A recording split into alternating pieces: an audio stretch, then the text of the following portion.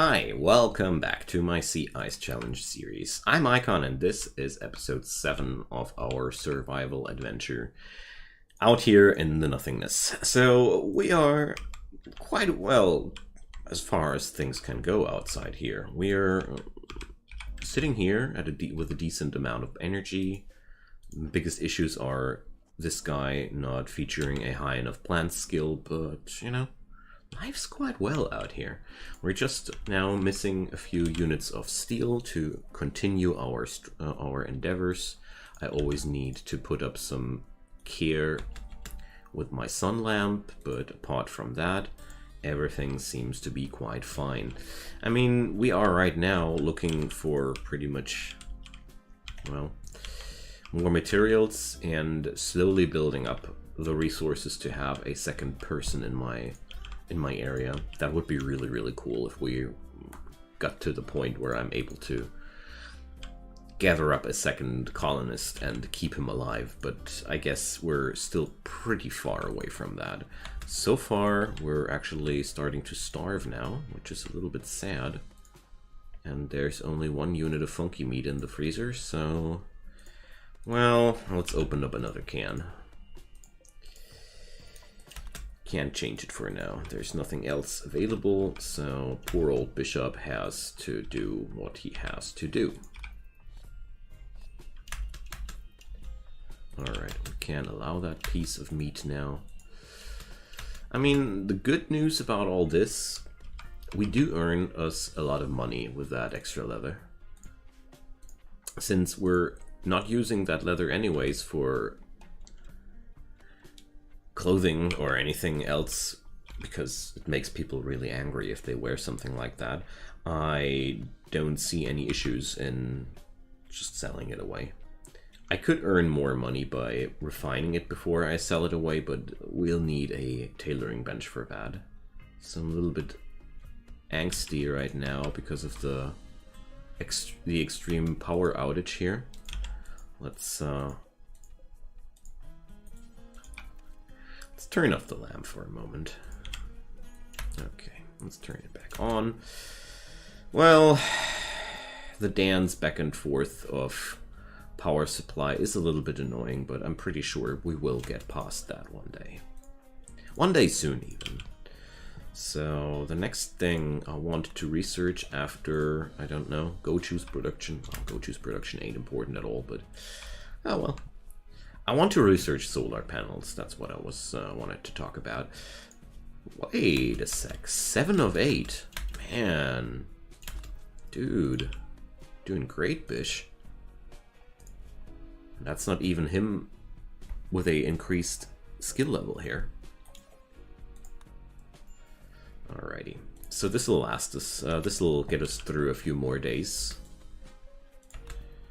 And don't be too hungry, Bish. Never sleep hungry. Let's burn away the tainted clothes. Turn off that thing again. And our procedure continues. I mean, it is a little bit of a dull life out here at this point, but I mean, I achieved a stable point at this challenge here, and I'm quite proud of it, to be honest. It wasn't easy to get here.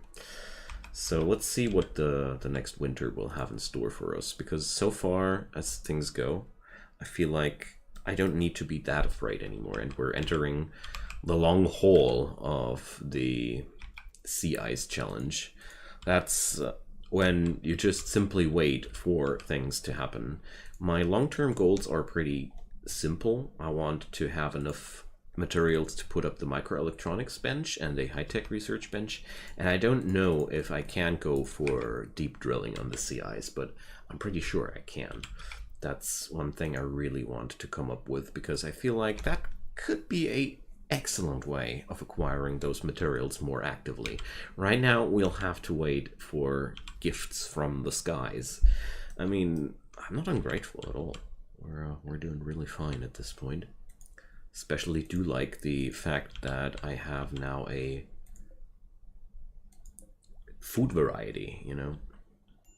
I think the hydroponics were the first breakpoint for my progress, and honestly I would do a lot of things more differently now that I have more experience with this challenge. For example, the first colonist's traits were just a horrible pick, very neurotic, and the other one, I just picked really bad traits there, I admit that. But you know, it's a learning process. So 2 of 8, 3 of 8, 5 of 8. Yeah, that's the moments when we have to rely on other food sources, because the rice just doesn't get us through there.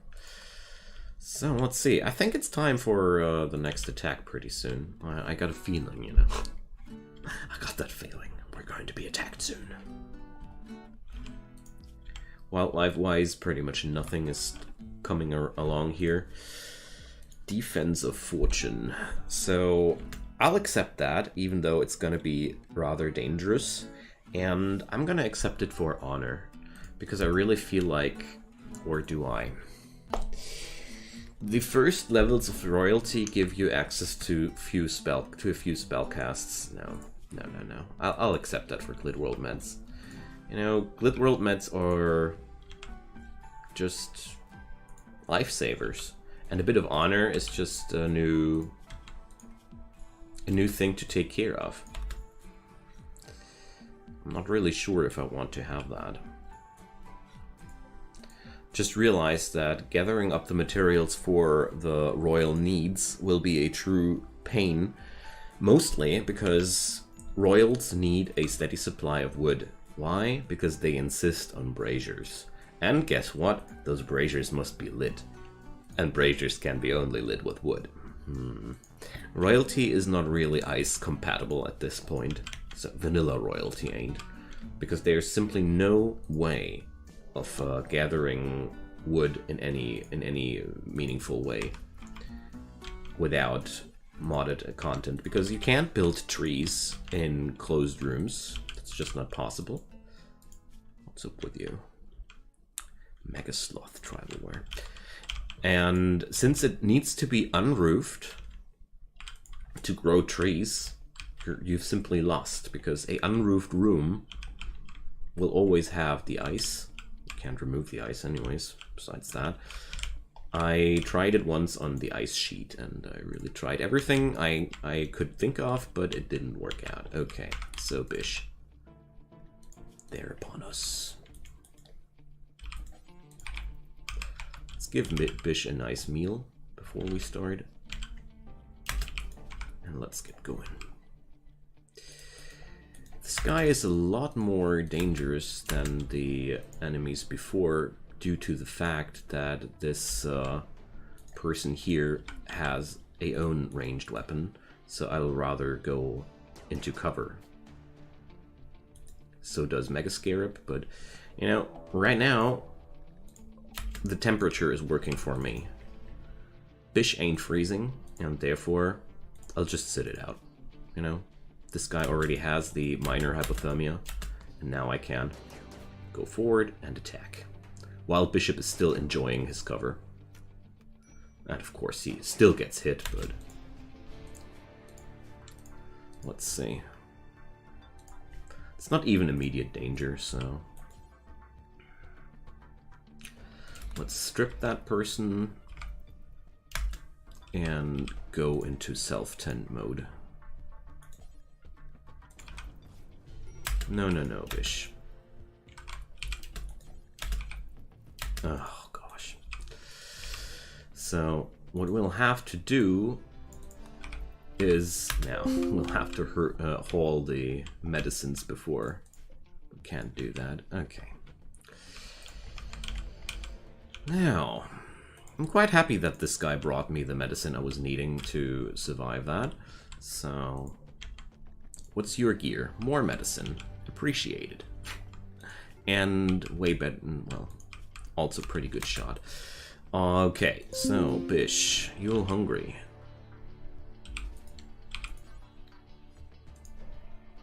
Oh, that scarab person is still not dead yet. Okay. So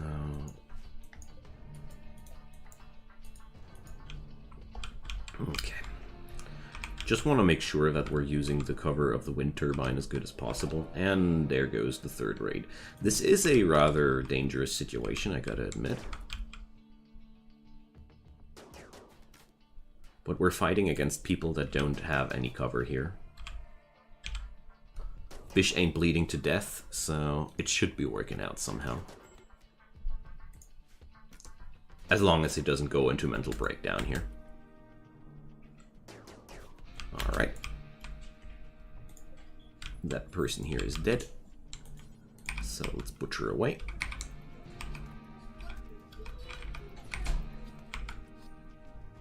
There we go. And have a little feast before we go for the third enemy. Oh, which I don't know where it's at. Okay, here. Jada. Ah, finally somebody who's really not knowing what he or she's doing, but the angle here is horrible to fight with. So let's just hope that this guy, yeah. All hope is in vain. Let's go there. We can work with that, don't we? Just hope that Bish counts as in cover.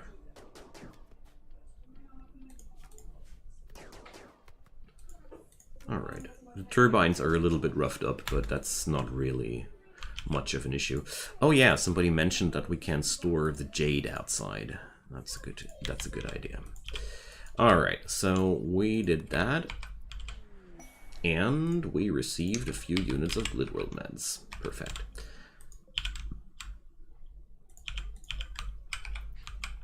I do like that. Now, let's give Bishop a well-deserved rest and see what will transpire in the meantime. I'm quite happy that we survived that fight that well. Because I gotta say, I was quite concerned about this one. So, well, what kind of weather is that? Foggy rain.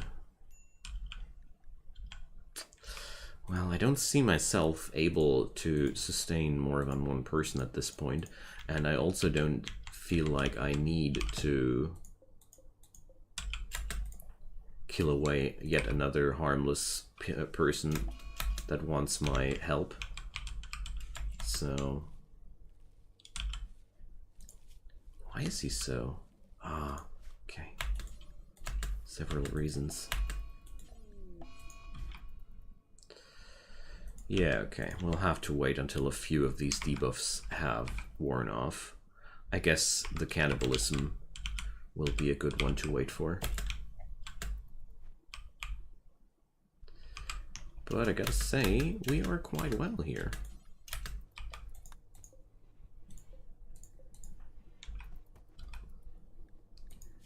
And we're now insulated against minus 47 degree. Why the heck can't he?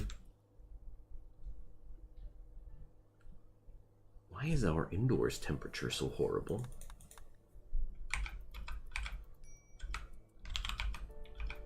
Is our setup not winter compatible? Do I need another heater? It seems like I do. Well, good thing that I was holding on that extra steel, because it seems like, yeah, we need 3 heaters in here. Well, you could also do a double wall instead. That would be also an option. But since I don't have the necessary materials for that, I'll rather go for this method. Alright, good old Bishop. How's your plant skill? Okay, he's slowly getting towards the 3. That's really what I'm waiting for, because right now it's really hard for me to sustain his food needs with his really lackluster skills, but we get in there. Alright.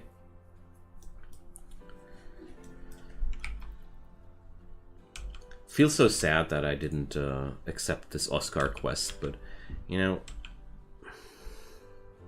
I really don't want to have yet another incident where I just kill off a harmless person. It's not like I like to do that, you know. Oh, I already researched solar panels? I thought I didn't. Okay, then we don't need to do that. Or research that. Pemmican would be a good thing if there would be any necessity of us creating long-lasting food. No, rather I'll go for carpet making. Ooh, more attackers.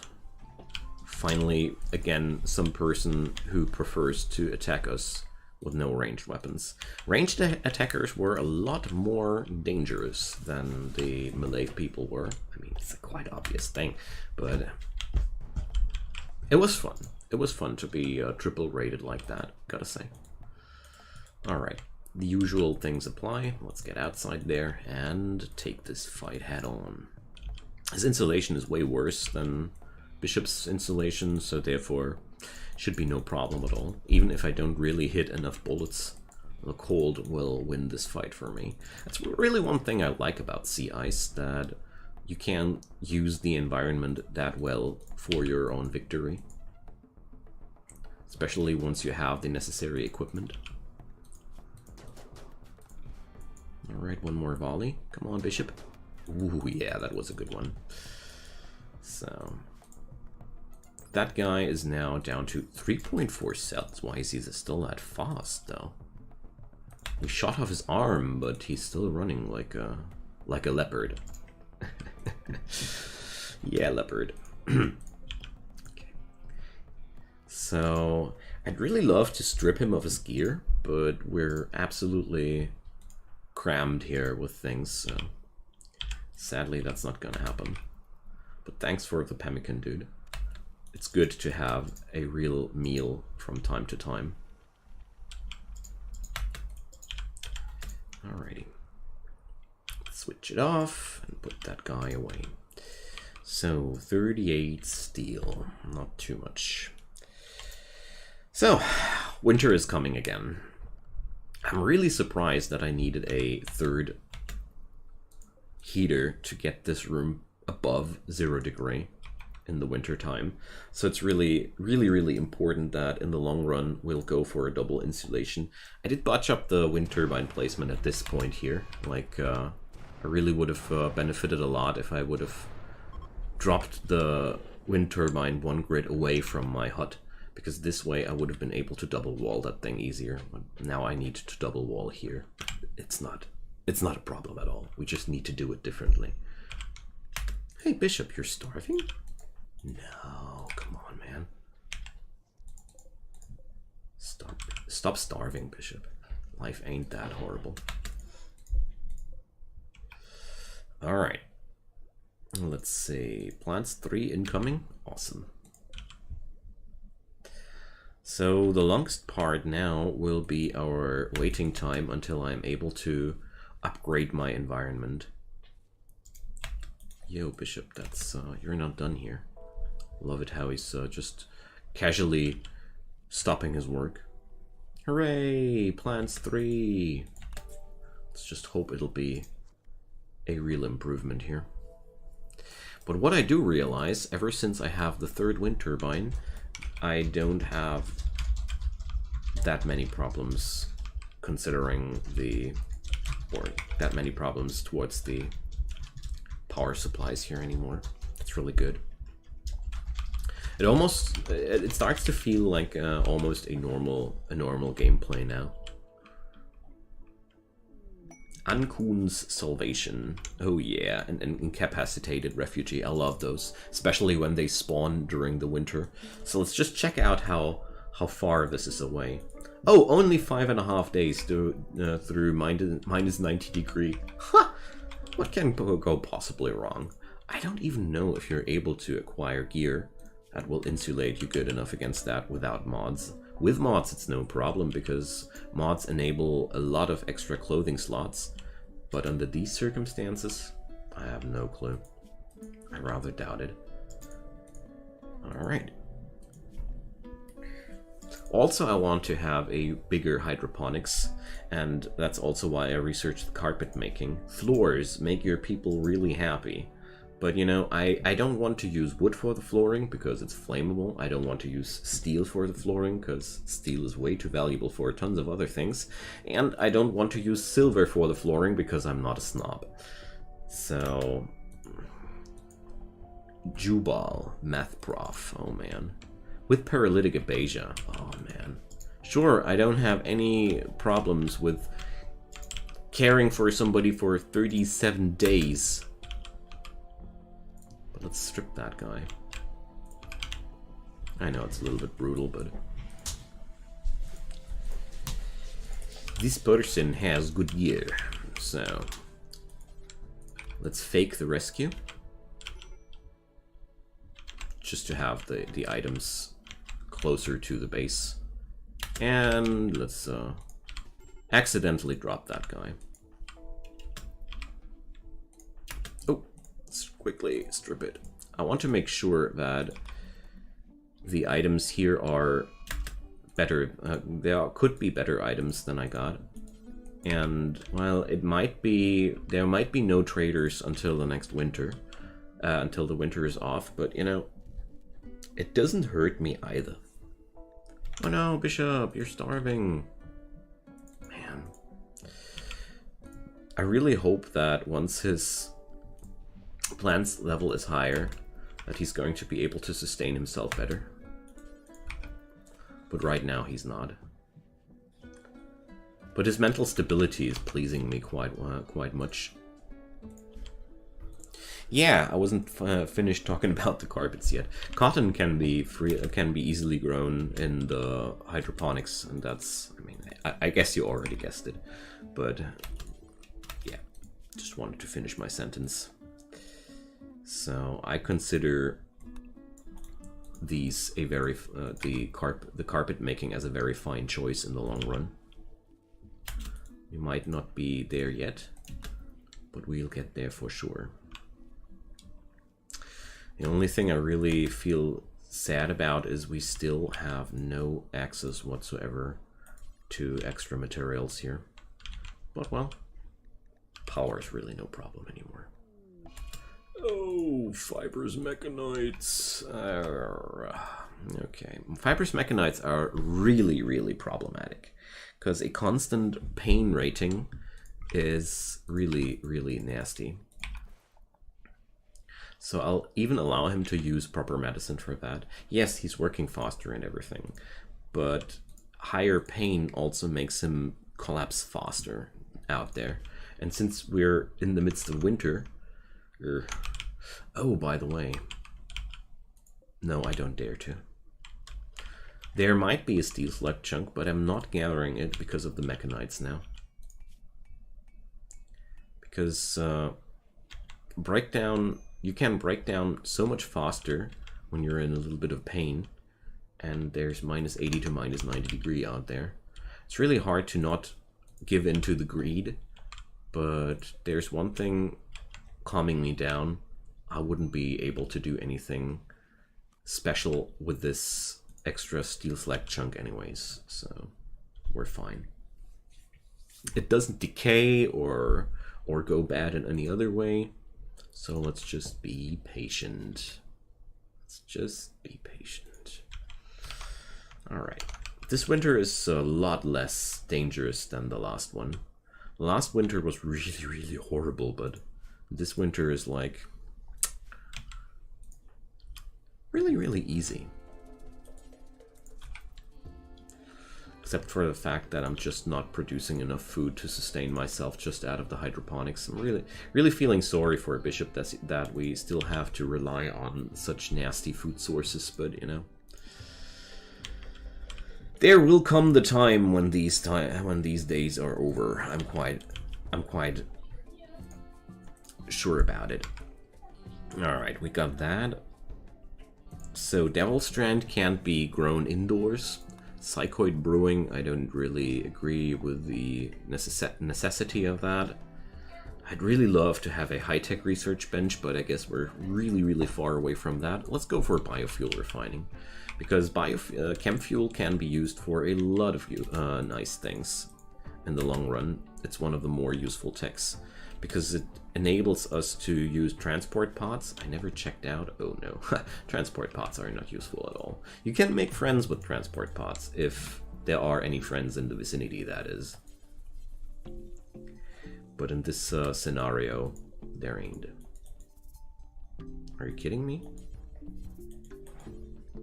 Just wanted to say that can't be completed. That's looking more like it. Okay, the output is already at 42. Things are going better. I really hoped that we would see some more steel today, but you know, can't have everything every episode, I guess. I'm just very, very happy about the general stability of today's run.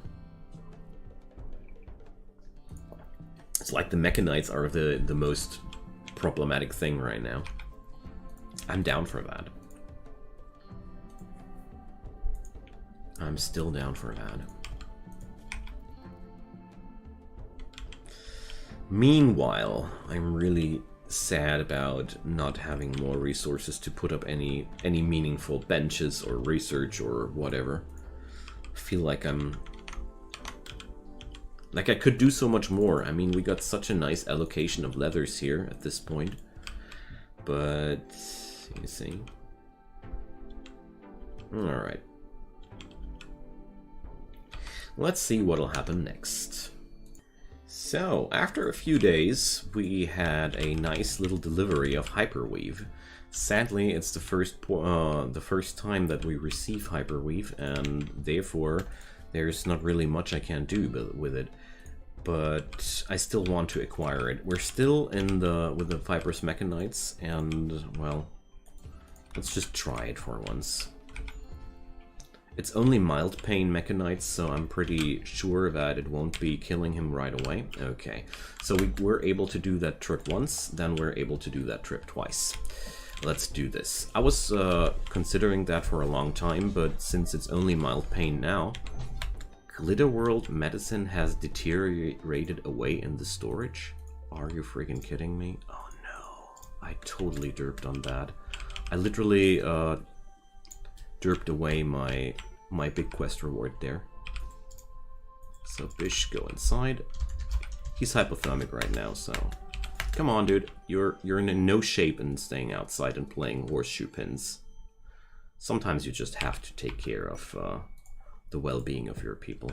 Oh, look at that! We got a delivery of 39 Nutri-Paste meals.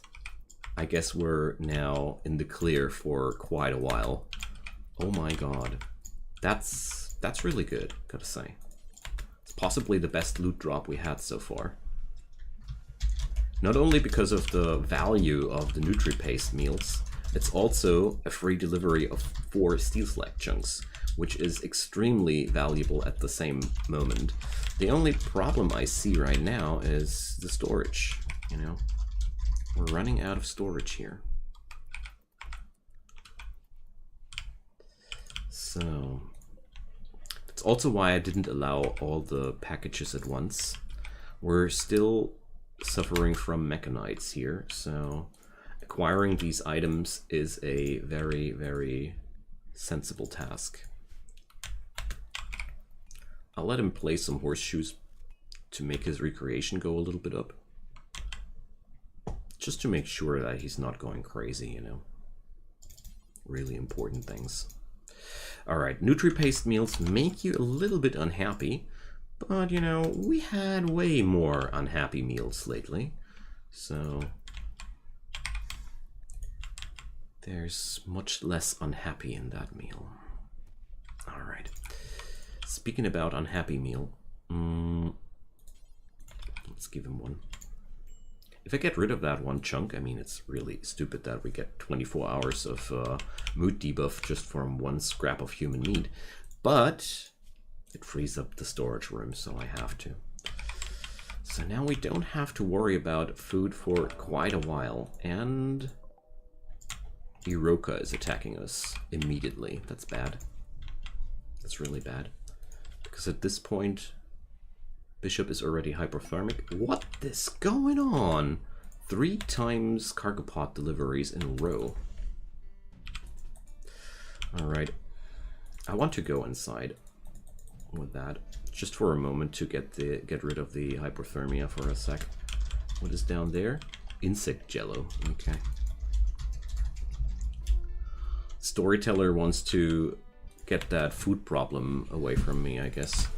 Okay, so this time I am losing the cold game, but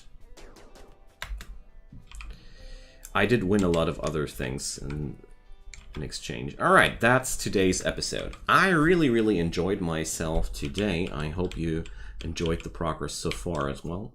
Next episode we will work on gathering these valuable resources and check out what we can do with them, because I think I should be able to get into the triple digits of steel again, and that might be even expansionistic plans happening next episode. Alright, so much about that. Thank you so much for your time. Drop me a comment down below, leave a like or a subscribe if you like that kind of content. I would be deeply appreciating your support. See you guys next time. Bye-bye! Hi there friends, and welcome to episode 8 of my Sea Ice Challenge series. I'm Icon, and today we will guide Bishop through one of his best days, I guess. He has fancy and tasty Nutri-Paste meals in the freezer, and we will have a lot of steel select chunks to work with. Well, there's 4 of them back here, and if I remember correctly, I think we already smelted the rest. So there's a lot of resources coming in today. But before I go outside there and get that done, I want to wait until the raw cannibalism debuff has been dealt with. And besides that, I have decided to build another door here, because I'm friggin' tired of Bish running like that around. I know that I just wasted a few units of steel with that, but I am very convinced that this is worth the pain, simply because this way my food can be transported easily inside the warm area without Bishop needing to run outside in any way, and I really think this will make quite a difference in the near future. Also, I plan on expanding my premises today a little bit, so looking forward to that. Nothing too special, just I want to expand the hut to this. Ankun's Salvation. Wow. Imagine that guy lying around there for so many days in the freezing ice and only dying today. Hacks. Definitely hacks, I tells ya. Alright. Let's check out Bishop. He's quite well, so I'm pretty sure he might be eager to do this construction work. Minus 95 degree is a little bit much though. Alright, and let's remove that. And expand that storage. There we go. That's what I wanted to see. We're going to place down the sun lamp where this wall is later. Somewhere later, I haven't decided yet when. But for now, I'll just be super happy that we got a larger storage area than before. Did I configure that only for foods? I see. I see. Do I really want that? I don't think so, honestly. Let's haul a few things in there. Oh, with these temperatures and the fibrous mechanites, I'm always a little bit nervous to do this, but he has 150% movement speed, so whatever, let's do this. Let's check out Bishop's well-being in the time. Absolutely freezing, minus 16. Alright. There we go. Saving Glenn. There's the next person freezing somewhere out there. So here we have this as our preferred area, which will be problematic as soon as I have more food than I can consume, but this is most likely not going to happen anyways, so I'm not too concerned about that. Speaking about food, take that tasty pemmican, friend. Bury that guy, and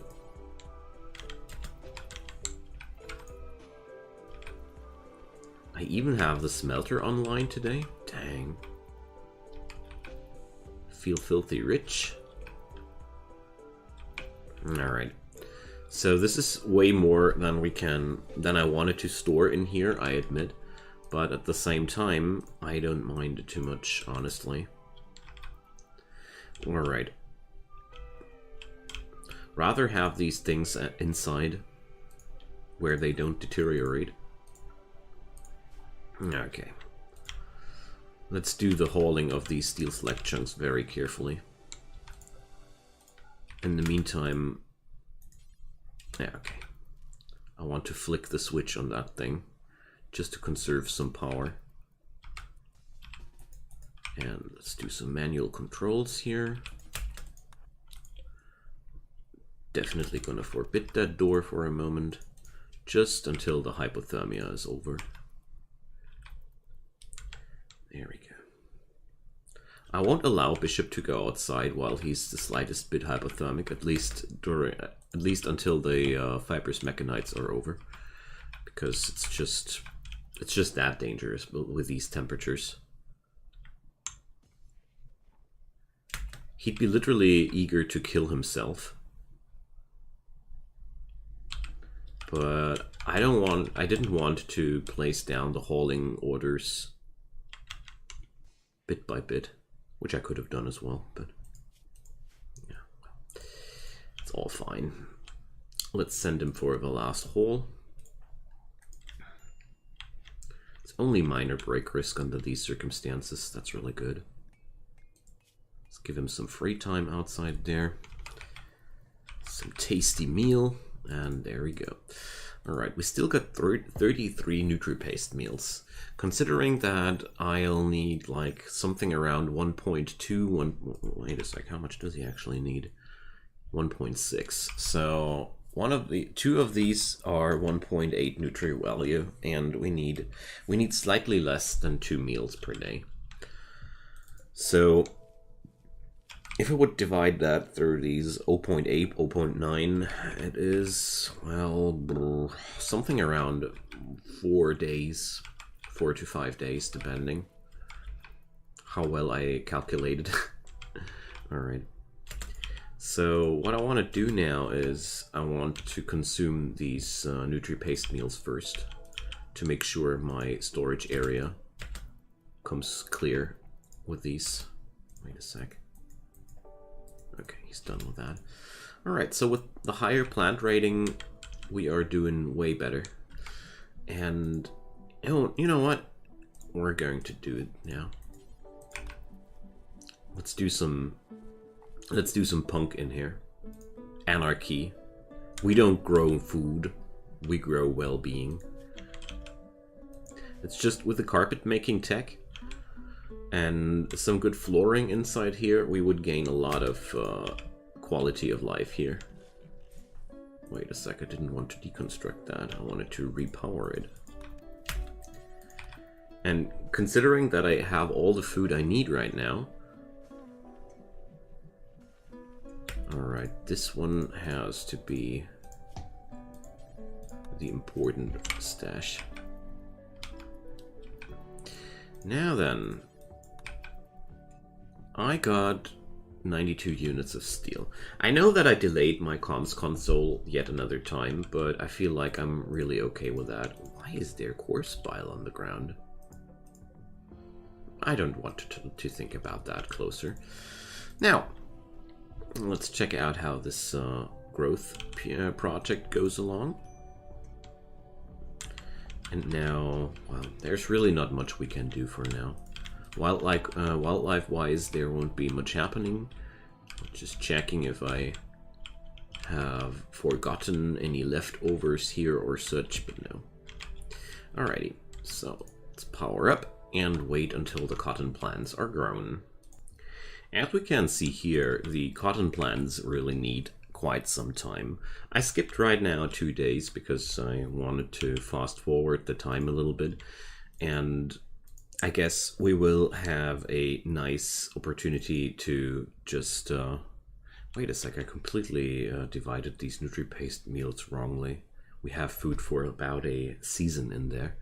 And due to that, I felt like we can safely grow ourselves some fibers. But seriously, this is taking way longer than I anticipated. Okay, but there's one more thing that really felt like a good choice. Somebody mentioned that a while ago. We're not going to store corpses in there anymore.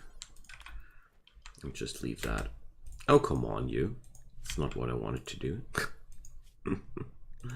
Corpses are also not being stored here. Come on, Bishop. And yeah, just to make sure we don't have to clean outside here all the time. Right now I'm researching gas operation. Between the pause, I also finished the research of, what was it again? Biofuel refining, exactly. So we might be really far away from biofuel refining at this point, but somewhere later in the future we will be using this tech quite much, I think, because there's biofuel is an excellent technology just to create money out of food, because usually just food doesn't sell too good, but biofuel, well, chem fuel, much more, is a really good trading ware, and well, it's explosive. Maybe it's not that good, but who knows. I like that technology more than the others. We're going to research gas operation next, and I really want a high-tech research bench at some point, but I'm so far away from these things at this point that I'm just merely waiting for the first cotton plants. I have no clue how good it will be. Let's see, 7 cloth per tile, I'm pretty sure. Oh my god, 322. No. This harvest won't be remotely enough. But I feel like it was a really good opportunity to just get started, and we didn't have any attacks so far during this whole winter. During this whole winter, or much more today's episode, it was a totally peaceful time. This is making me rather suspicious. I'm pretty sure it's about time to get attacked soon. But it's also time to see the next spring soon. This new storage area really makes me happy, because this means we are really a lot more established now, you know? So the next steps will be, yeah, I think I'm going to wait now for the steel for the comms console, because I basically got all I need to sustain myself for a indefinite time. We have 8 graves filled with people if necessary. I've got over 90 units of rice, and the nutri-paste meals were just the icing on the cake. As soon as I have enough resources available, ooh, the first cotton is ready. As soon as I have enough resources available, I think I'll be recruiting my next colonist, actually. But that's still a long way to go, honestly. Alright, so we got 74 pieces of cloth from our first harvest. It's quite okay, I'd say. But let's just cut it here, and well, smoke leaf is a no-no for me, because smoke leaf, usually I don't care about smoke leaf too much, but the minus 30 degree, the minus 30% consciousness a smoke leaf reefer can deal to you are quite lethal in the icy environment, simply because it just makes you break down faster. And guess what? Breaking down in the ice is absolutely deadly. Ooh, hello there, beautiful. Alright, that's really good. This is a big bunch of components and steel. So Yeah, well, let's deconstruct that thing. So, let's go for psychoid refining. I actually do consider using that. Because, you know, psychoid tea, or psychete tea, is a really powerful tool to keep your character in a good mood, give you some consciousness and movement bonuses and stuff like that. And the addiction is, well, it's not really that problematic. Alright, Honor and Glitter World Medicine, Foggy Rain for 19 days. Let's just hope that Foggy Rain doesn't mean it's no wind, but let's try it anyways. Alright. Freeholder title. So, somebody mentioned in the comments from last episode, that the first titles of nobility come without a price, and I really liked that summary. Because now he doesn't have a skill, but with the next title, we gain access to the tier 1 Psylink skills, whatever. Psycasts, that's the word I was looking for. Without any price. So the only price is to endure bad weather. But honestly, as I see so far, I only see this weather being beneficial, or, well, or at least not even a change. So let's see, power is downing. Ever since I got the 3 wind turbines, I almost have no problems with a permanent uptime of the sun lamp, which is really good. The only thing I don't like like right now is that I am not training my plants skill as good as I did before I planted down the cotton plants, so I'm possibly gonna stop with the next harvest again and get back to the rice.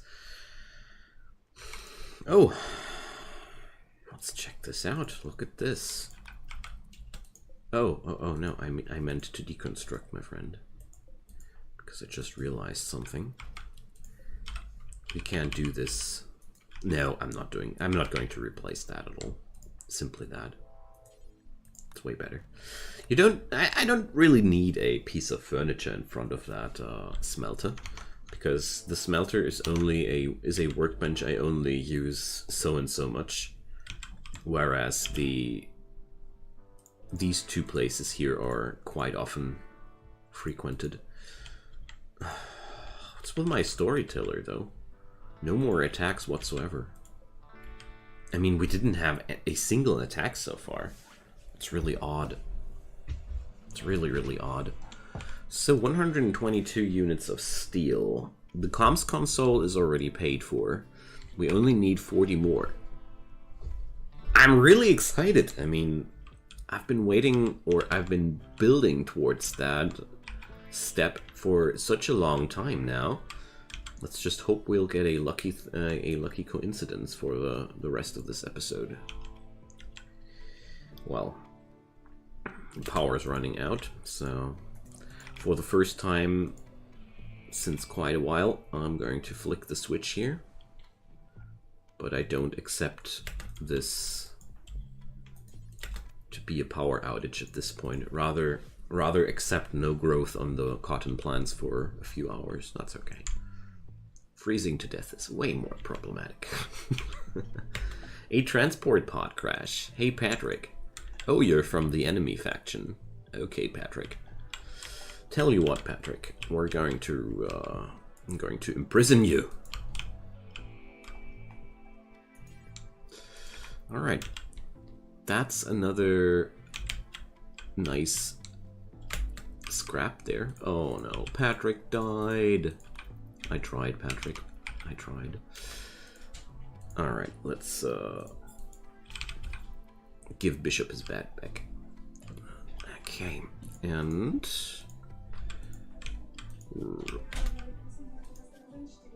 alright. Let's wait until Bishop is a little bit happier, and let's see. 10% hypothermia. Okay. Stuff's working out. I'm just afraid that that this will be not quite enough steel. No, not yet. Alright, what we getting there? I have 17 scraps left, and I'll need 40. So that's 23 more. Man, so close. I actually considered dislodging the steel door, but that wouldn't yield enough to give me the thingy, the orbital trade beacon, which we would need to trade properly. Besides that, once I got the orbital trade beacon, I will need to store my silver somewhere else. Okay, Grizzly, the geologist. Get it on, Grizzly. Let's watch Grizzly. Grizzly is another one of these people just deciding to drop by and die. Thanks, mate. Your donation will be appreciated. Alright. Yet another one bites the dust. I even assume there's a decent chance... Yep.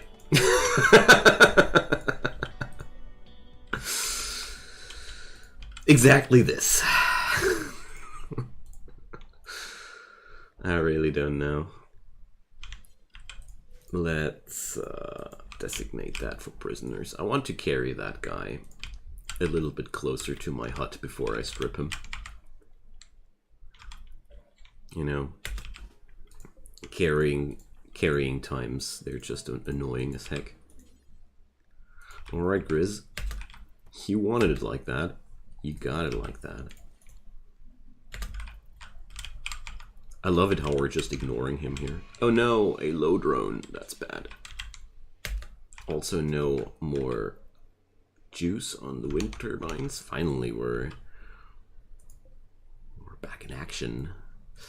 Alright, one more steel knife. And like I mentioned before, that smoke leaf joint, I'll just ignore it. It's a trap. Under these circumstances, I don't want to fiddle around with that stuff. Usually I'm not like that with reefers. Consider them one of the more harmless drugs because no addiction. But here this is something else, you know. Let's flick the switch on that one. Alright. Well, Project Cottonfield does need quite a long time, but, you know, that's okay. I enjoy the opportunity to do something else with my hydroponics. Just for once.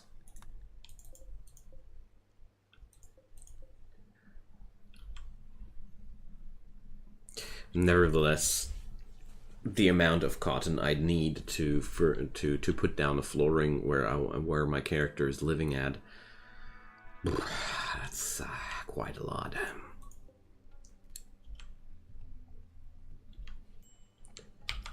Alrighty. Probably gonna dump the silver back into this area there. Harvest botched. Oh dear. That's why I actually don't want to go deeper into that topic, honestly. Alright. Let's get back to... Let's do some potato plants for once. Come on. Harvest botched? Since when can I harvest these? I mean, I could just... Let's do this. I mean, I literally don't have anything to do here. Look at that. Training. So we're just going to crazily shift through the plants here and hope to get Bishop to a point where he's actually able to do better plant work in general. I like that idea.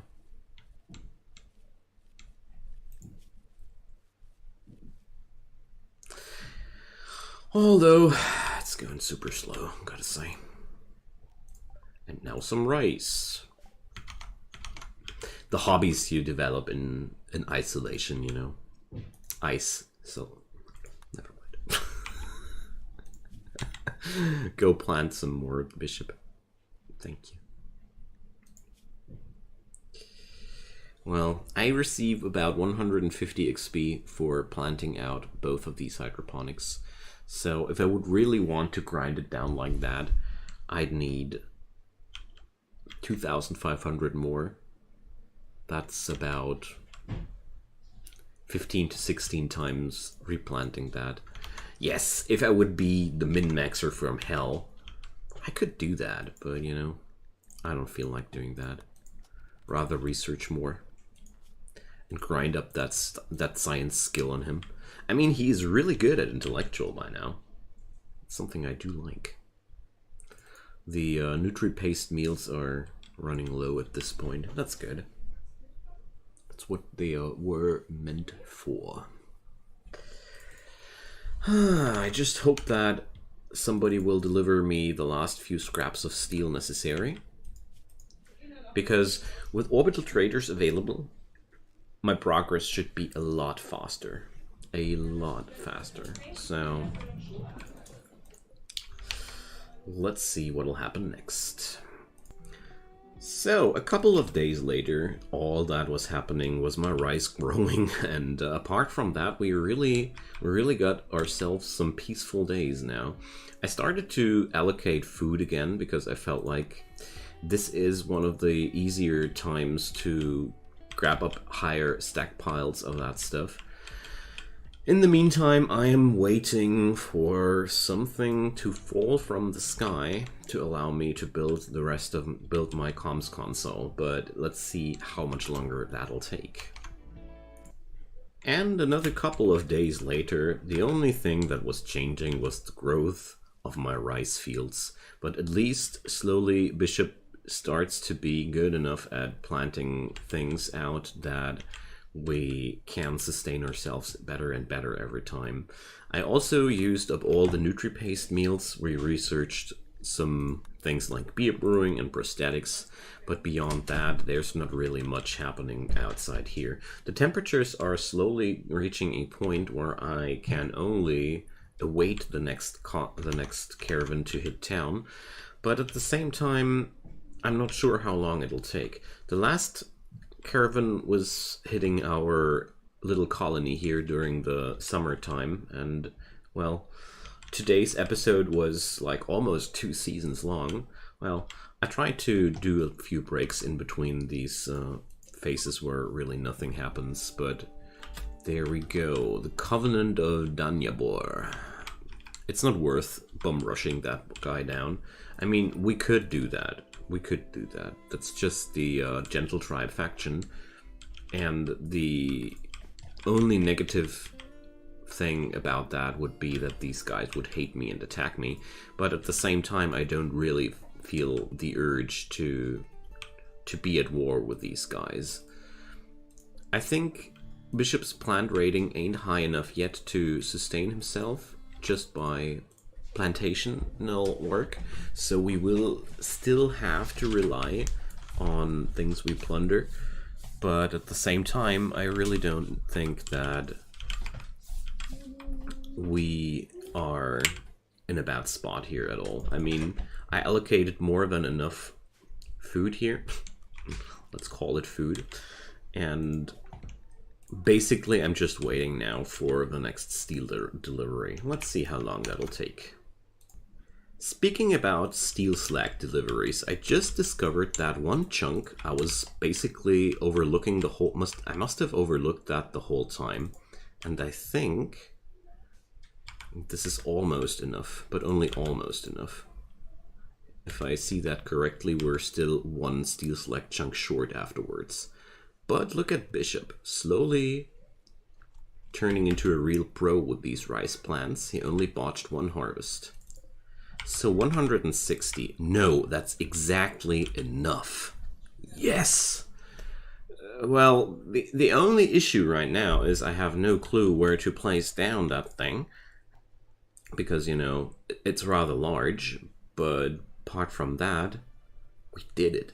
We got the necessary materials now to make contact with the world outside. So I'm going to slap that thing down inside this building here, because I feel like that's just appropriate. Now, no, not like this.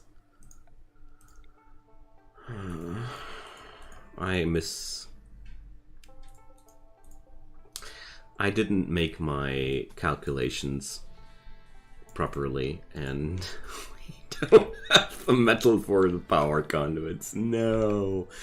Yeah, well, okay. So that only means we're just needing one more delivery. And you know what? I was talking about dislodging that door.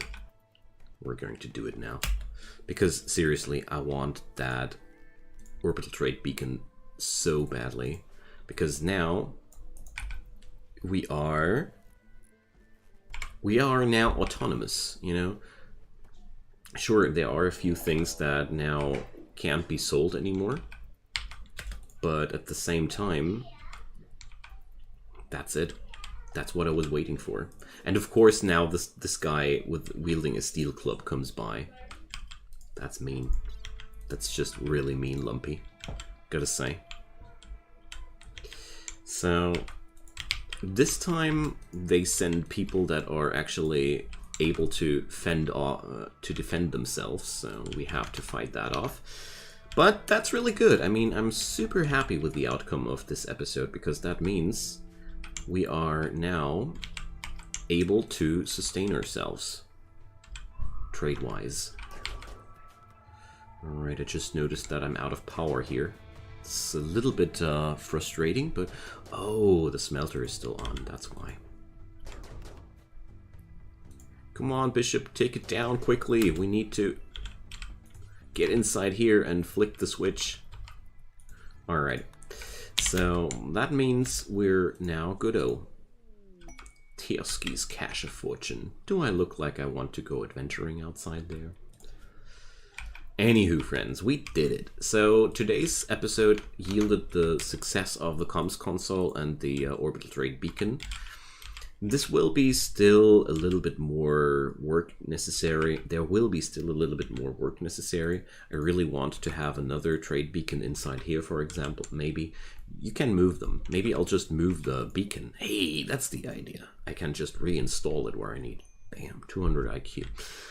And wait a sec, Bishop. And let's just hope that we're going to see some traders next episode. So let's smelt in the steel club. And I want to say thanks for watching at this point, because I'm going to end today's episode here. I feel like that was a really, really, really massive step forward, because now I'm connected to traders. I'm also able to make friends with my neighbors, which leads me to the point where I can call for reinforcements or even trade caravans at some point. So major breakthrough achieved. Thank you so much for watching. Drop me a comment down below. Leave this video a thumbs up to make it more visible to the YouTube, or just leave a subscription to my channel if you like this kind of content. I do videos like these daily. See you soon, friends, and goodbye.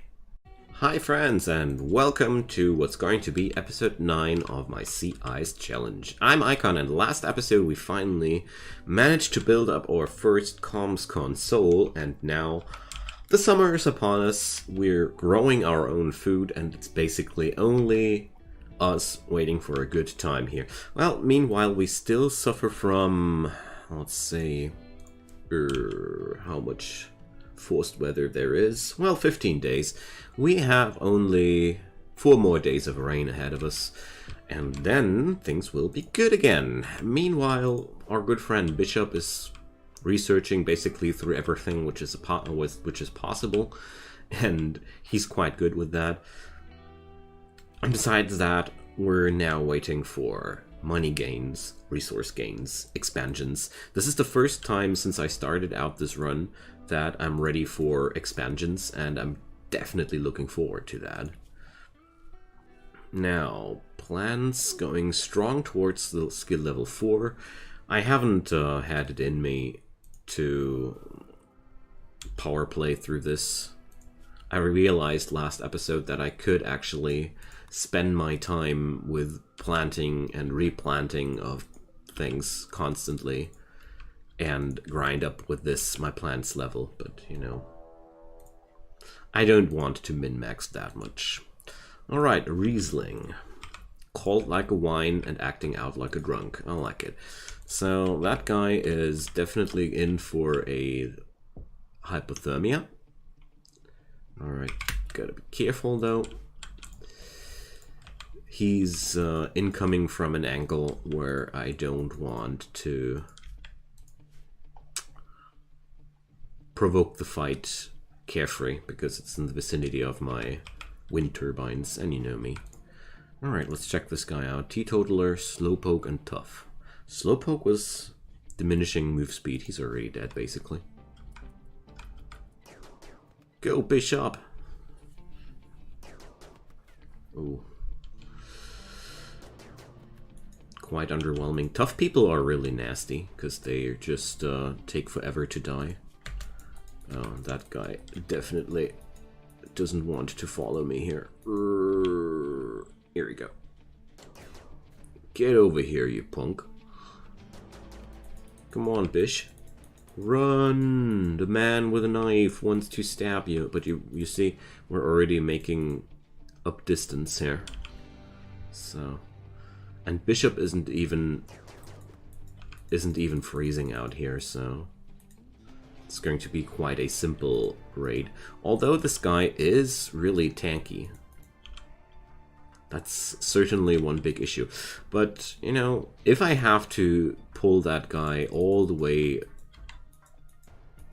I might as well pull him towards my hut. And I want to get that knife, you know. And I want to smelt it down. Here you see Riesling. Here's your final resting place. Tough is such a strong trade, gotta say. It's possibly one of the strongest combat traits in game. I mean, this guy is still running, you know. Hypothermia ain't killing him, he's not freezing fast enough. And he's taking it like a boss. Can't we just be friends?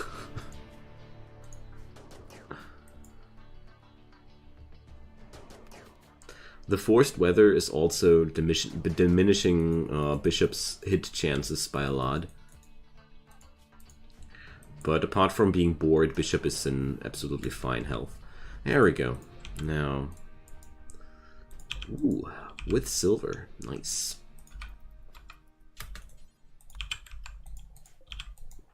Alright.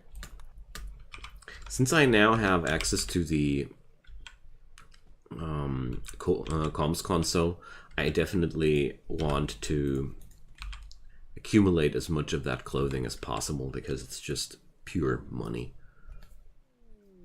Ooh, speaking about pure money. Alright. A bartender named Chisneros.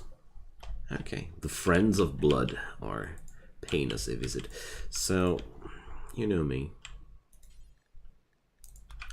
Let's haul that guy over here. It's summertime. We can move freely over the map without being in risk of freezing.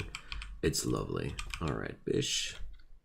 That's enough. And let's go trading with Rogo, the bulk goods trader. Okay, so there's a ram for sale. Definitely tempting, but no. Everything considering food is a no-no for now. Let's sell off the funky leather and all the plundered goods. There we go. So this yields me a nice net plus of 500 bucks. That's awesome. So these folks have no steel for us. That's a pity. But they do have wood, so I'll just buy that whole stash of wood just because I can. Meanwhile, let's strip Chisneros, the barkeep, and I want to haul these items. How hungry are you, friend? Eat some rice. And the idea is simple. I just want to make sure that I'm selling off all these wares while the bulk goods trader is still around. So I got a open inventory. No! Okay, never mind. So I got an open inventory when the trade ship is coming, but you know, we got lucky here anyways. So, Leonid Incorporated.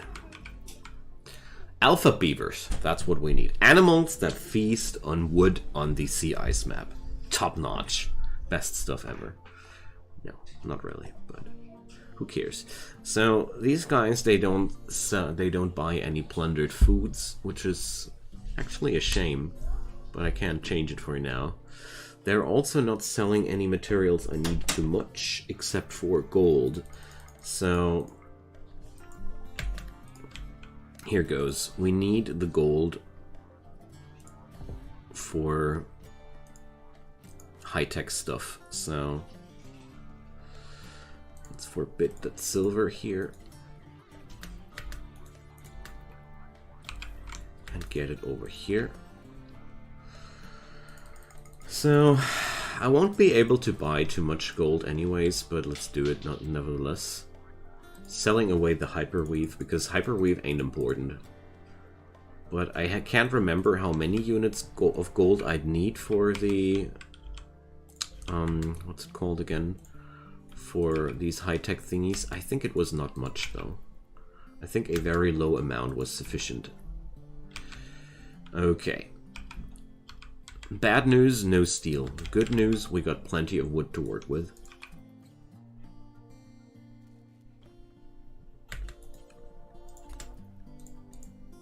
Alright. Bishop might need some free time next, but, you know. Let's leave him with that for now. Oh, there was still some silver lying around here that I ignored. Dang. Oh well, whatever. Ain't that important. I mean, we do make nice progress here. So as much as I dislike it, I might be even considering building with wood now.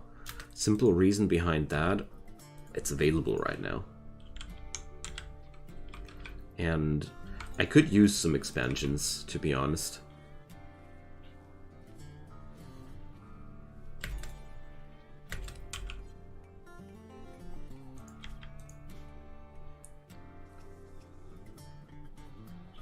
I'm really thinking about this right now quite hard. So what to do with all that wood? I mean, we could do some workbenches with that, sure.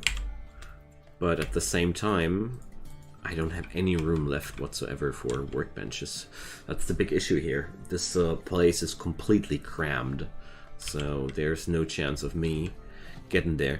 What I do like to get myself is a tailor bench, but this won't be happening without expansions, I think. So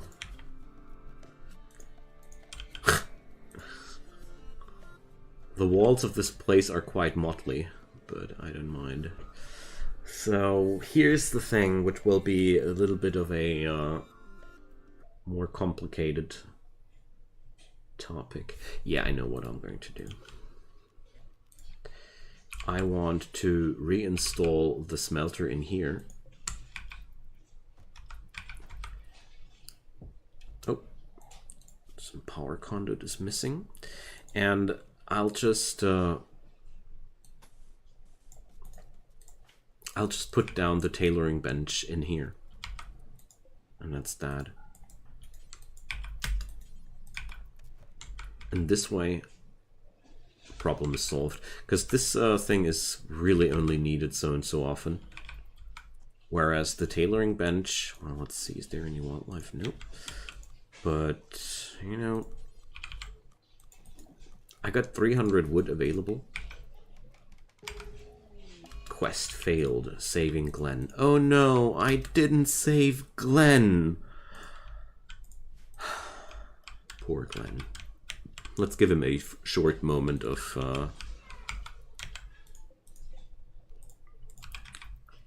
our thoughts, and then let's get over it. Okay, let's flick that switch again, and well, I ain't got no funky leather for the next armchair, but that's okay. Hey, look at Bishop. even passionate about crafting. That's really good. So what kind of materials do I have? Not too many, I see. Well, since Bishop's mentality is pretty solid at this point, I'm actually...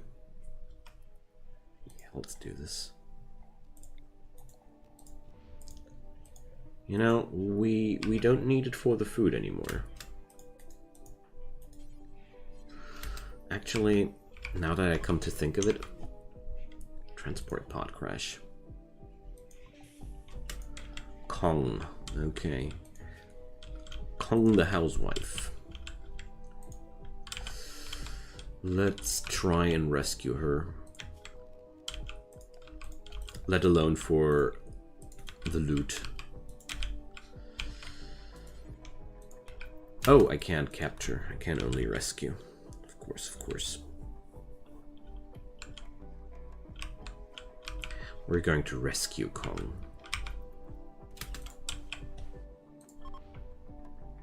Oh, stripping will anger these people. Interesting.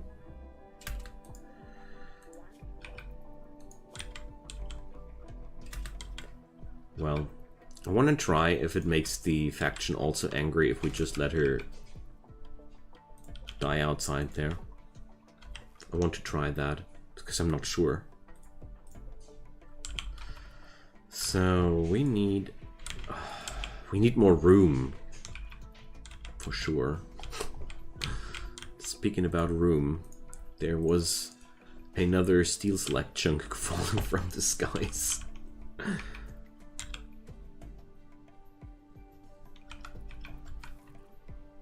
Alright. So with the butcher table I could increase the yields quite massively, but at the same time, where to put that thing down again? Moving the batteries somewhere else should be possible. The weather controller is no longer controlling the weather. Ain't that good. Okay, let's see. This should happen somehow, I mean.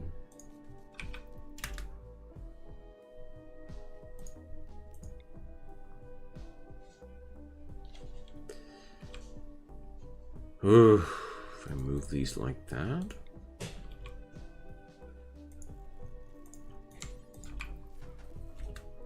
And move this like that. And cancel out that. And go for that. Ta-da! My own butcher table. Awesome. I mean, progress. She's no longer incapable of walking. Amazing.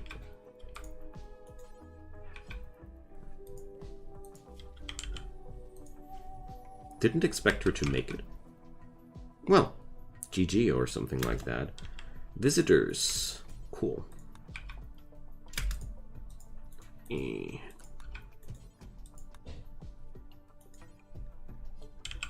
Alright, let's check them out. It's always nice to have these visitors. Let's see what they have for sale. Definitely a way to get rid of a few of my old stuffs, but they don't sell anything I'd really like to have. Oh man, what a pity. But that's okay. We'll just take all their money. That's okay. The orbital trader will approve. Okay, now with that being out of the way, I'm finally able to just earn a lot more materials. So what I'm going to do now is I'm going to forbid the funky meat inside here and only allow it outside, so we'll leave it for rotting. There we go. But as much as I might hate it, these resources are really valuable, you know? And, well, the morale debuffs are quite nasty, but it's like, I told you to consume rice, not feed rice. What's wrong with that woman? Why are we actually taking care of her?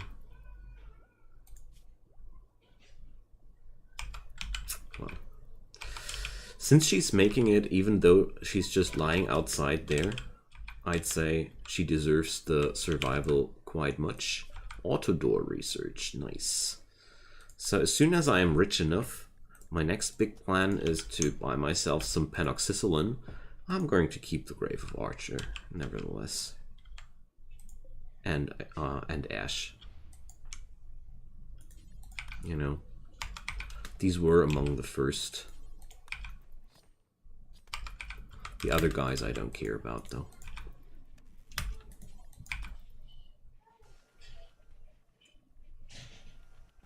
Let's get rid of the tainted clothing.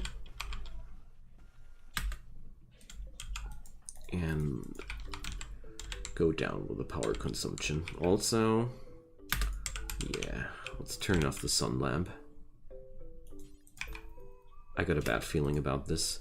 Oh, and this storage, the funky meat is still allowed. That's why. Here. Bloodshed for profit. Now that sounds like my stuff. One drifter and another group of that coming in for an advanced component. Yes, definitely gonna do that. Pirates will arrive in 5 hours. Okay. There's a very simple reasoning behind that. First off, these pirates will bring us resources. And the other thing is, I really need the... Come on. Get away here. We are no luxury resort hotel. The other part is the advanced component will be so useful later in the run. Because I'm cut off from regular civilization, you know. There's no way for me to get that. Okay, I think I am strong enough to tackle that, so 5 hours and we'll receive the attack and we'll be attacked, but that's fine. Summertime attacks, you know. Yeah, thanks for the psychic drone.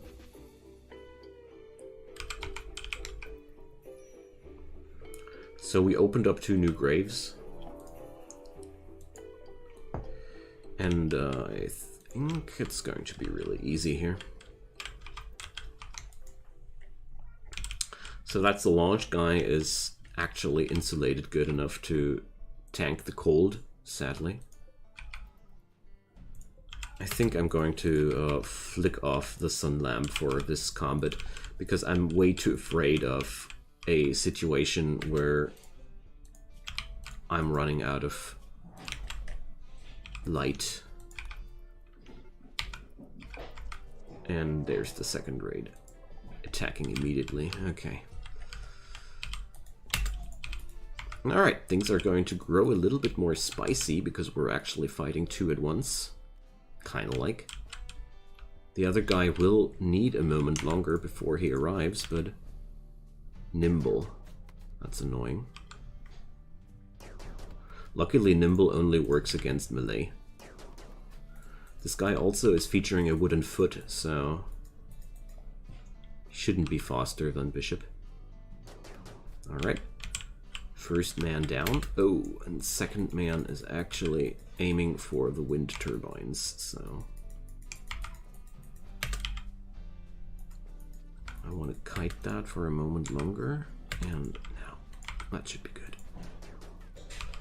Oh, this is looking not good. Alright, good. We put a few bullets in him, so we should be able to outrun, most importantly. So let's check it out. I'm at 414, and that fella 327. Okay, we win. Yeah, 2 enemies at once. It's nothing to spit at, you know. Luckily, it was only one simple cut. I want to run a little bit longer here. That was the wrong time. Oh, dang, sorry guys. That was very sloppy. Let's take another turn. I mean, this Chio person is definitely ought to die. But I really did a few horrible misplays here. That could have easily cost my life. But we did it. You know, we did it. The advanced component is maybe one of the biggest treasures I have acquired so far. Let's leave that smoke leaf joint outside for now. Actually don't mind if it just deteriorates outside there.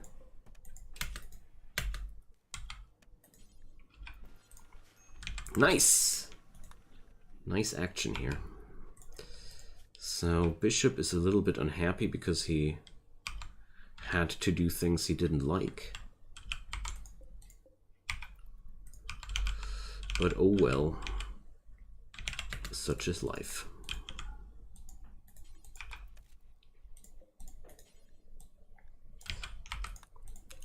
Why is it not priority important? Ah, because of that, I guess. Yeah. So I'm running low on food, kind of like.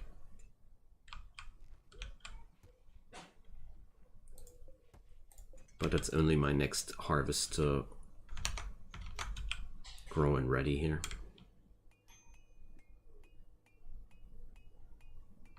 All right. As soon as the rice is done, I think I'm going to give Bishop a little bit of a reefer downtime.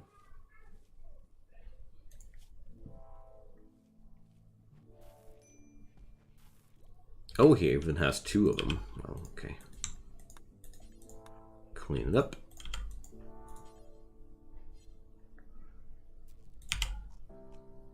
Let's see. We're really running low on power here, sadly. Oh, just for the moment. Good. Ah, we had a psychic drone running. That's why Bishop was that unhappy. I was already surprised about the severity of his unhappiness. Okay. But that's, of course, a good reason. Another transport pod crash. So, Preacher from the Nala faction. Okay. So, there's a lot of things happening this summer, I gotta say. And we're going to imprison Nala. Imprison? Oof, pretty far away.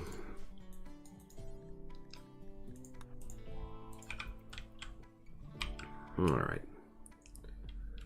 That's a quite busy summer this year. Whoops, I dropped her.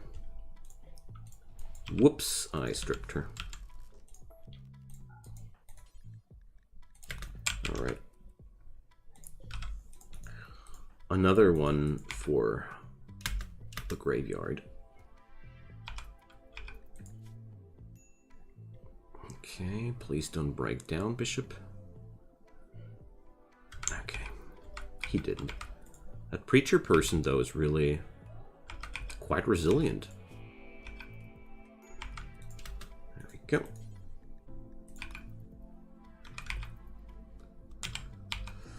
Now,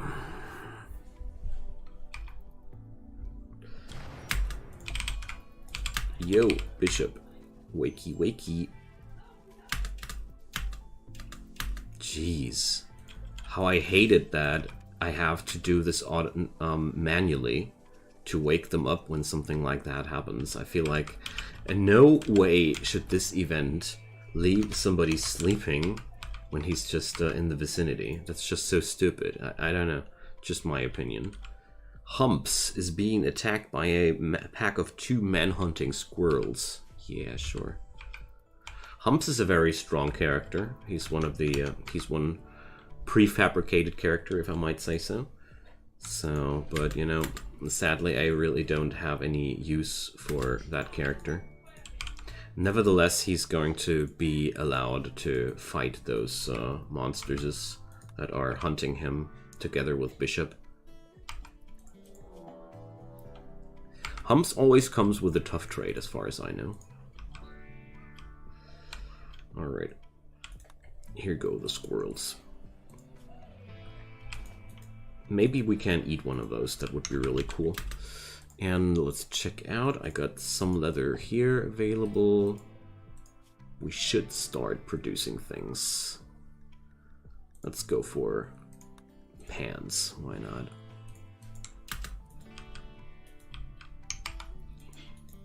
Alrighty, Humps is going to tank that.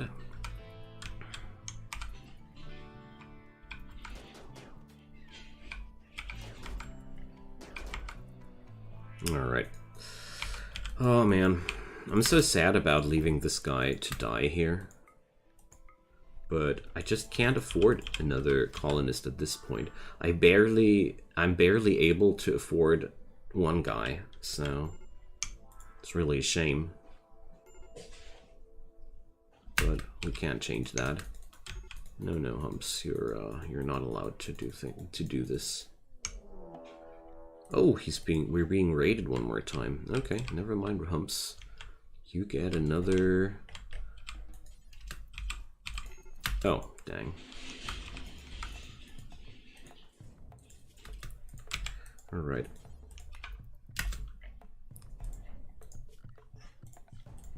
It's a little bit mean, but I don't care too much about that.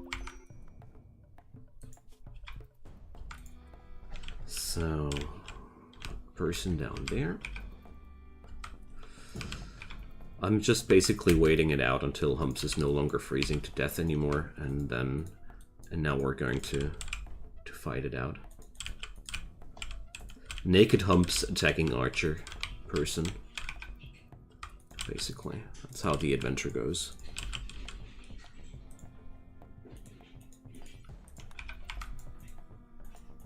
Sending Bishop to cover that. The big advantage here is that this is a pretty foolproof plan, where I definitely get to win that this way. Well, sorry, man. I would love to keep that fella, but we're so far away from being able to do that.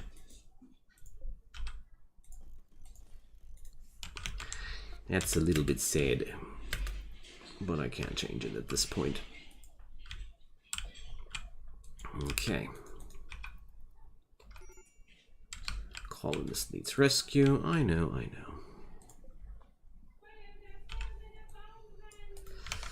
Alrighty. But apart from very debatable measures, debatable actions, we're really doing great today. The only thing I'm really running low right now is food. I only got that scrap of pemmican left there, and the rice is just not sufficient for us here. Sadly, I mean, we got so much extra provisions there, but it's clearly visible that Bishop ain't able to sustain himself. Maybe I have to go through the planned training game for a few days. Let's go for geothermal. That's an absolutely useless technology here, but at the same time we can use it right now. Alrighty, so let's trade with Abeira Khan and see what they have for sale. Not too much, to be fair. Honestly, I think I'm going to buy all their pemmican at this point, simply because extra food is so valuable at that point right now. I don't want to be picky here right now.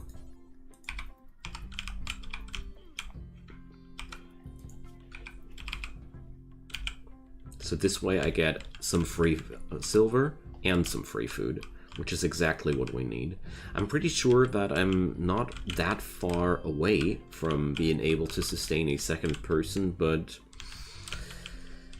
well, we're not quite there yet. I can't put it into different words, but we're not quite there yet, sadly. I'm mourning a little bit about Humps, because he would have been a really good addition. Well, I only think so, because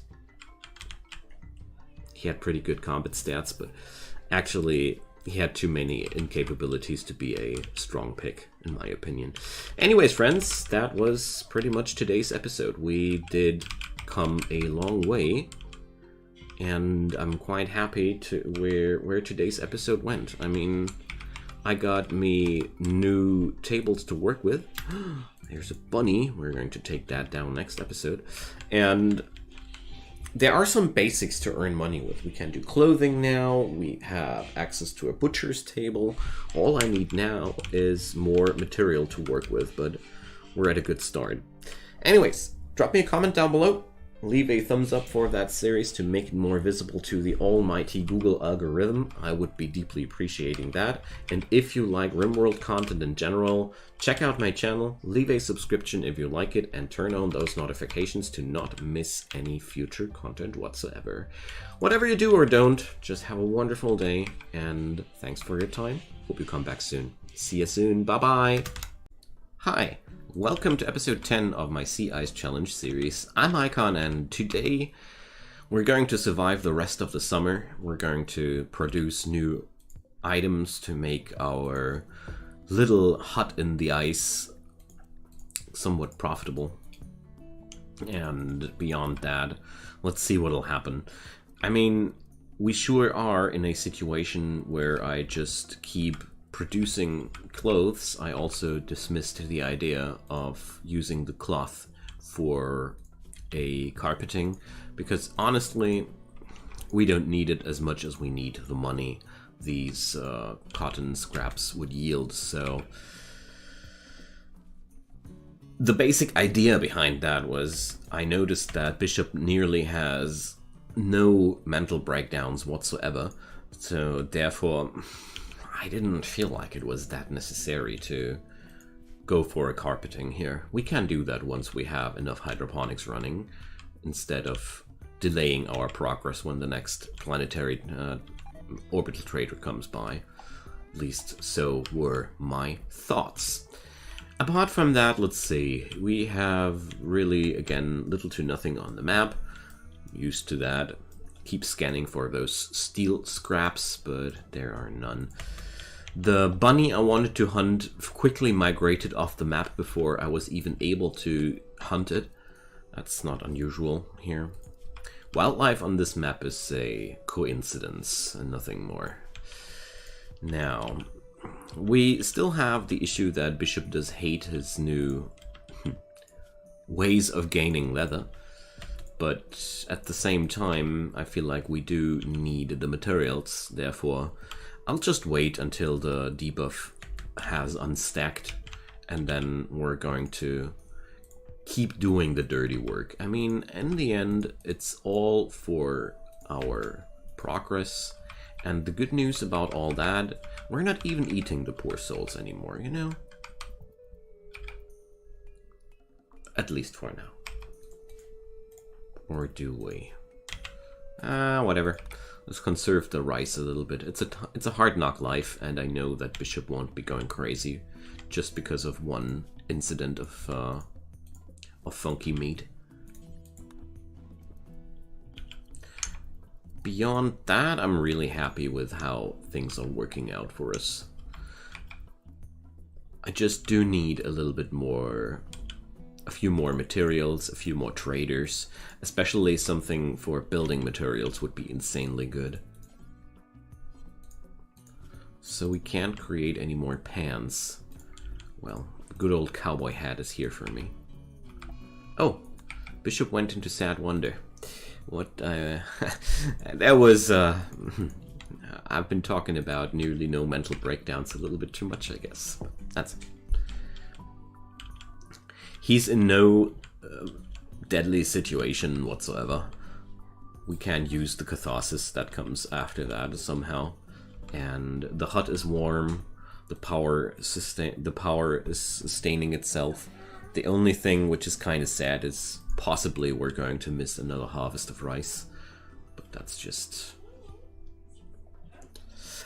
all that is to it. Alright, we don't have any quests available. Pity. So, Bishop is back to normal. There we go. And cathartic. You know, cathartic is always good for you. Let's go for more harvests. I mean, a mental breakdown now and then, as the cost for conserving our resources a little bit longer, seems to be a fair price, honestly. And since he's now cathartic, I'm shamelessly using the morale bonus to use these resources outside a little bit more. Like I said, it's a hard knock life. There's this invisible rice plant here, almost not noticeable. Okay, this one expired. Well, not giving too much about a stash outside in the nowheres. We're not able to deal with that. Okay, let's clean this room. And pray that our components will never run out.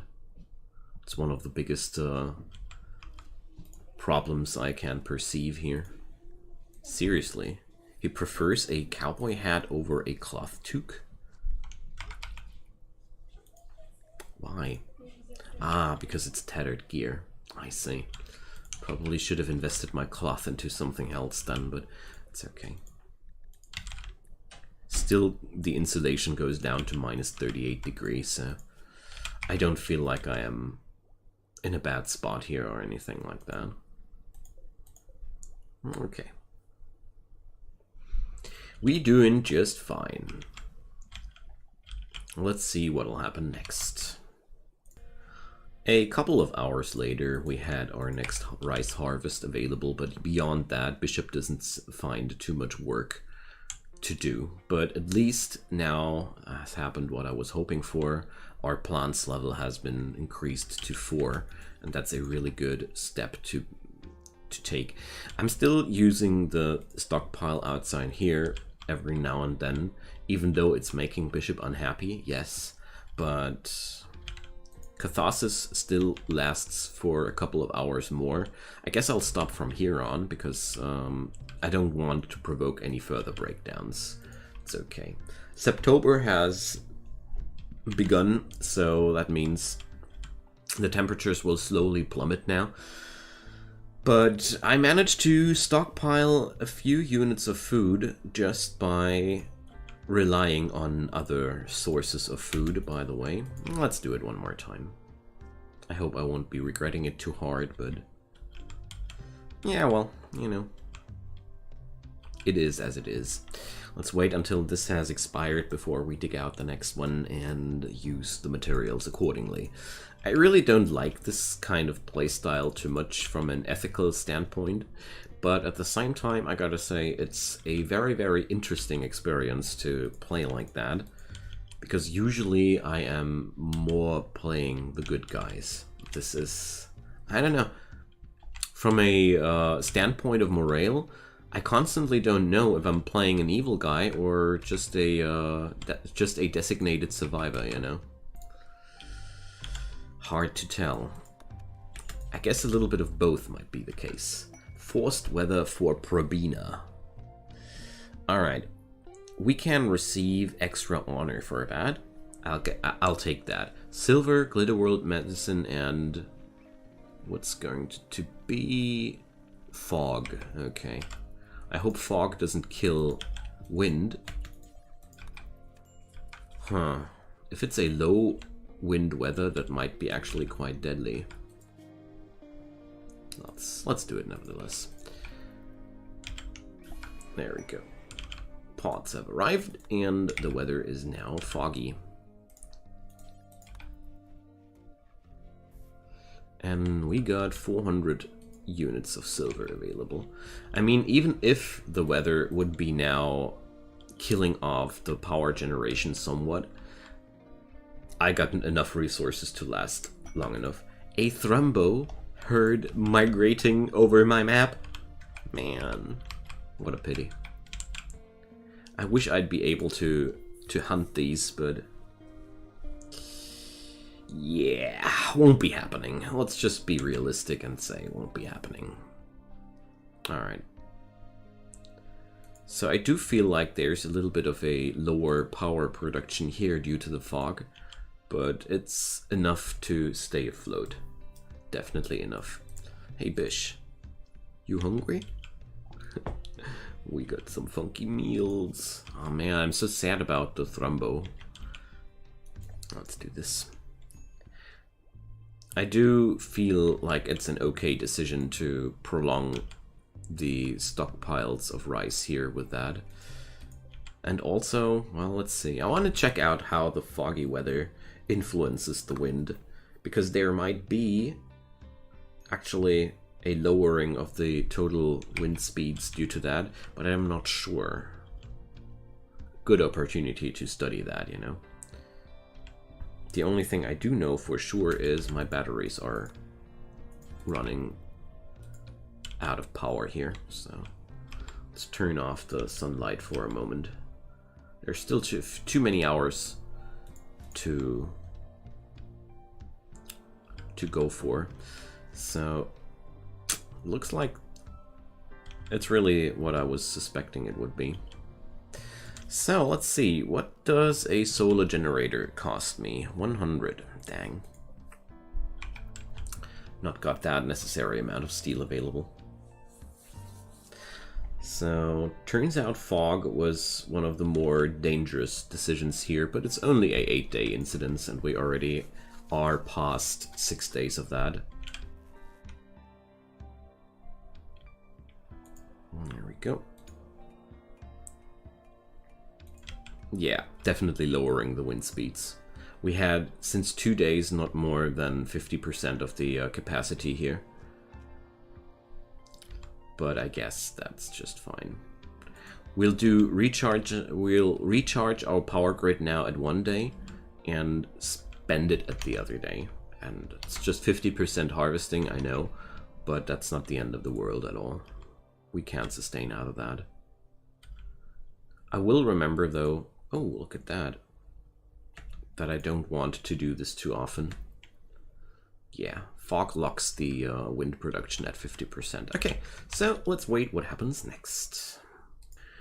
Alright, so we did happen to meet a new trade ship, which is a combat supplier. The mother company will provide, I hope at least. So let's see what we can do here. They are not buying any of my clothing. That's a shame. That's truly, truly a shame. But beyond that, let's see if there's anything I could buy. If they only had a assault rifle, I would be definitely picking it up. But beyond that, a pump shotgun would be also quite interesting. But honestly, while I'm so low on resources, I'd rather not spend it on anything like weaponry. Medicine seems to be the only halfway interesting item, but not even that really shines as an option for me. Also, I have opened up another of the graves because I figured that I want to save my stockpiles of food, because the foggy weather is definitely more of an issue than I had anticipated. Yet I don't mind too much. We are, at least I got this stockpile here for a reason. That's what I noticed there. And at the same time, we are just doing fine.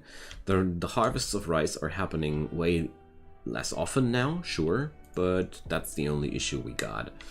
Sadly, the trade ship was a real disappointment at that point. And the Friends of Blood are raiding us. Okay.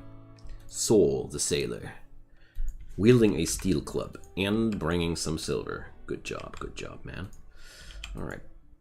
He's again a preemptive, he's preparing, so let's let him prepare.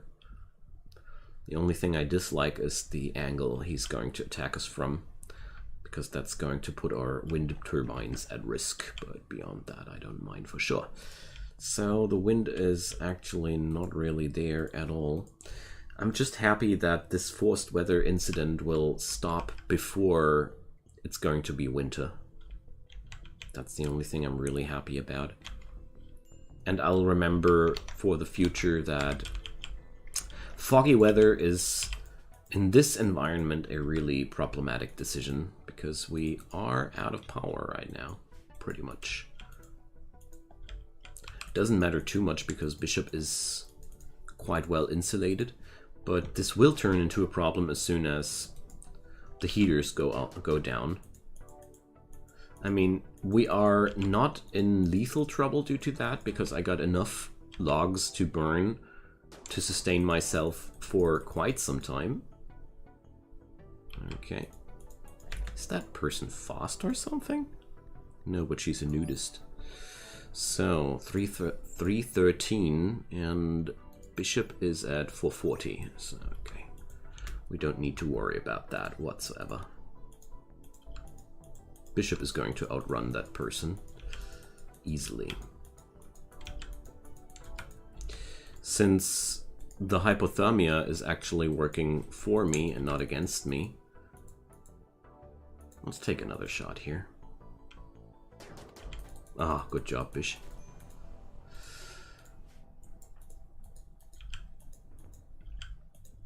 That's what I love. Shooting 11, yet still one miss after another. Like, we botched up 3 salvos now. And for some reason, I don't really see him. Ah, okay. We lost that much movement speed here just by those bruises. Okay, we're going in fight now. There we go. I had that feeling like the situation wouldn't go easier. No, bishop. Not outside there. Go inside. Treating to yourself while outside is one of the most foolish things to do, my friend. There we go. I took that melee fight, although it was really dangerous to take. His melee is crappy as hell, and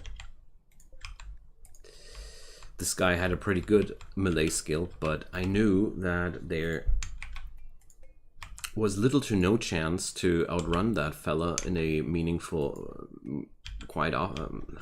I had no chances to outrun that guy too long, and at the same time, a club doesn't make you bleed, never, and therefore I felt like it was a risk I was willing to take.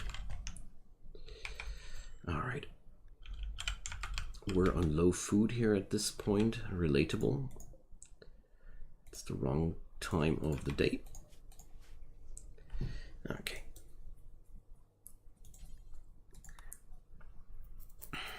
The batteries are quite full, so turn on the sun lamp for tomorrow. The good news, we got another piece of steel gear to smelt in and a few scraps of silver. So this little encounter really yielded some benefit for us. Although, not gonna lie, I felt quite scared here for the first time since a while. Mainly because Bishop was playing it so terribly bad. Or shooting so terribly bad, I'd rather say. So, we're 5 days in now with the forced weather. So, only 3 more days. I'll never do that again, though. This is so friggin' angsty for me. I'm literally only relying on the grave food right now because I don't want to risk running out of food too early. I mean, it's not like I didn't see it coming, but let's not do that again. Let's not do that again, shall we? I don't even have enough power to smelter in items. I don't want to turn on the smelter right now because of the insanely low low power amounts here on the batteries. But it's only 2 more days, then we're done with that. Major break risk, so I'd say we'll sustain ourselves from, well, nah. Never change a running system. I mean, the good news about that is it does yield me resources, which yield me money again.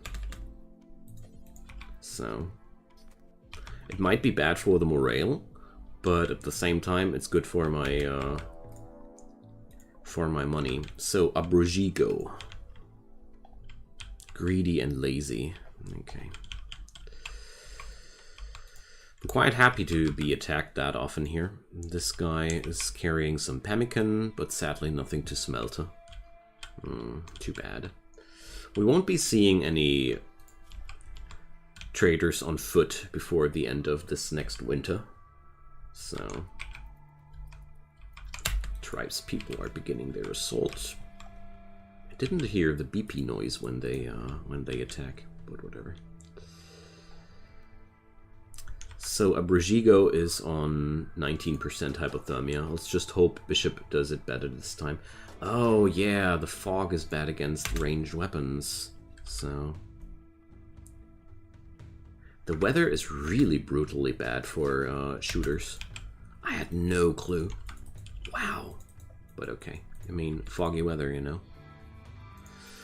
So 313 versus 440 again. Yes. Okay. So this time we'll do it better. Alright, I'll take another volley after this. There we go. That should be the game breaker. Another volley after this. And let's take...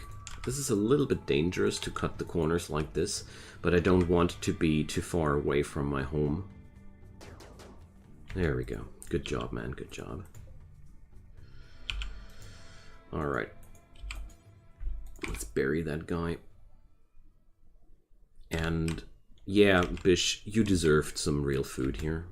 You definitely deserved some real food. Okay. So... Well... The thing is, we will receive... I think I will receive the necessary honor for that. Or, well, no, I didn't have enough honor for that. Okay. But it is a step forward to the next honor level, which is really good because Psycasts could save me in a pinch in the near future. Ah, dang. I need to forbid that for a while. It's not much, but I want to hold on that stockpile as long as I can. There's only... But this is almost over. Okay, that was way more threatening than I thought, honestly. But at the same time, I don't regret taking this challenge due to the fact that we really gained a lot out of that. Especially the 50 silver is 50 silver, you know. I'm not gonna talk bad about that. Okay. And there's a blight on my rice plants. Curses. Whatever. It's actually really harmless.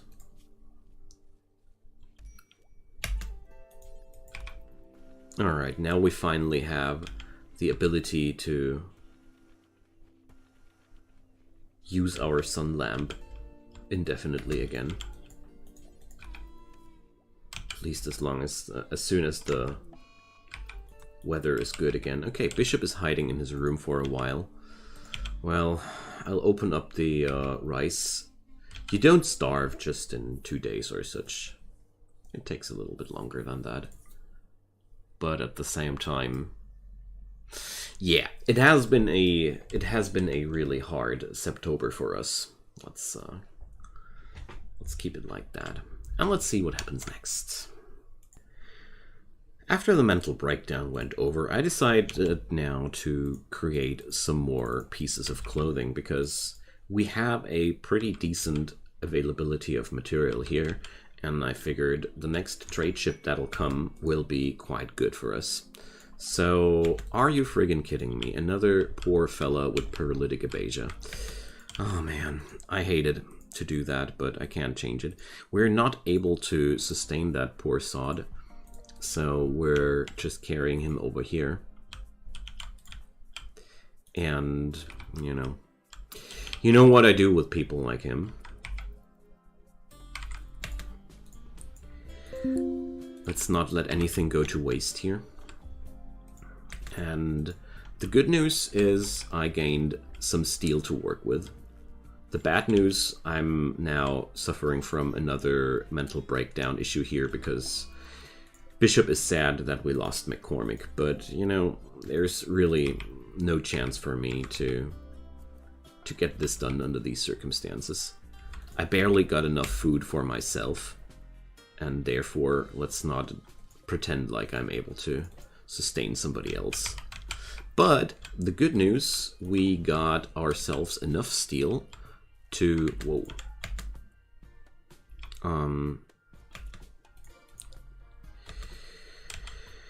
to build ourselves our first solar panel, which means I can now finally discover how good solar power will work in my area. I didn't do that because I wanted to finish the the comms console first at any costs, but you know. The thing is, we're pretty close to polar regions, and in polar regions, solar power often behaves rather iffy, so we have to check out if that works out or not.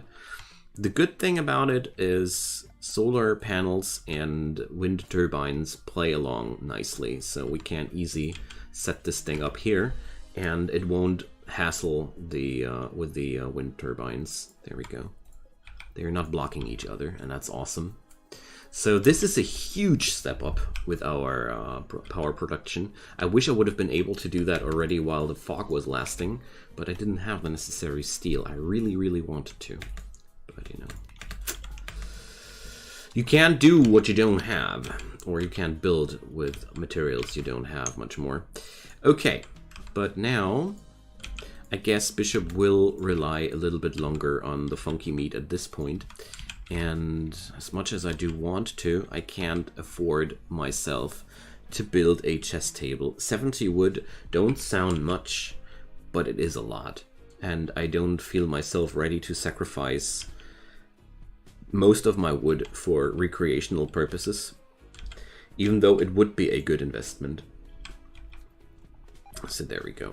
Bishop got some food poisoning, but you know, the pukies are in town. I just hope we're not going to be attacked during this time. That would be a little bit unfortunate. Alright, let's see what happens next. A psychic soothe, but that's not really worth mentioning. It works, it helps a ton against the food poisoning though, gotta admit. So, the food poisoning has already passed by. We're right now we're already past the recovery phase. And sadly, I still have to rely on the Fallen as a food source because, you know, I feel like that foggy weather quest really destroyed my stockpiling attempts, but I don't regret anything. I don't regret anything. It was a positive learning effect, and besides that, I feel like the extra honor we gained out of that was definitely worth the effort. So besides that, I feel like the extra materials we gain out of that are definitely worth the pain, because the leathers we gain from the Fallen Raiders are worth quite a penny. I just need some trader really soon. I really hope that we're going to meet some orbital traders soon, but beyond that, it's another episode of waiting for now. And yet another transport pod crash is happening on us. I'm really feeling sad about that at this point, that we're constantly receiving poor souls that are just crash landing here. I gotta say, the RNG seems to be hell-bent on delivering me new people to found my colony with. But the good news about every transport pod crash are quite simple. We don't have to care about these people too much, and at the same time, oh, we get some free medical training, cool. And at the same time, it is always a delivery of a free steel slag chunk, which is definitely helping. And, you know, it's more materials after all for us. Although I don't really enjoy this too much. So we're now entering winter again, and it's all about gathering more resources now. I mean, that's a constant thing in this gameplay so far. but I felt like today was one of the more, well, problematic episodes, to be honest. Because I felt like we were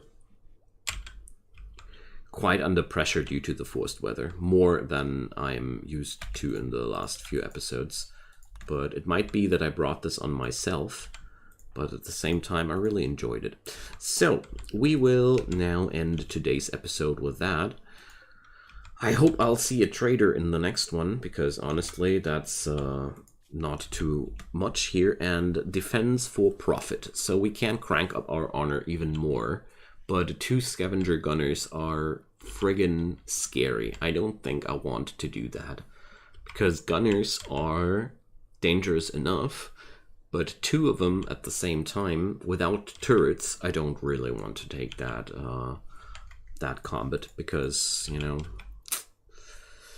they'll be most likely equipped with pistols, and as much as I like my charge rifle, it's worse than a pistol when it comes down to range, and that's a real big problem there. So these guys would be able to shoot earlier than me, and, you know, I don't like that idea. Anywho, that's today's episode's end. I hope you enjoyed another trip on the ice like I did. Feel free to leave me a comment down below. No, I won't be ending here. We're going to take down Zenra, but I'll still be talking about the outro here. So I hope you guys enjoy the new gameplay, and I'm trying to make meaningful breaks between episodes of just flat out waiting. Oh, a bulk goods trader on trade ship, to avoid the sheer nothingness outside there a little bit more. Okay, that guy is just freezing to death on his own.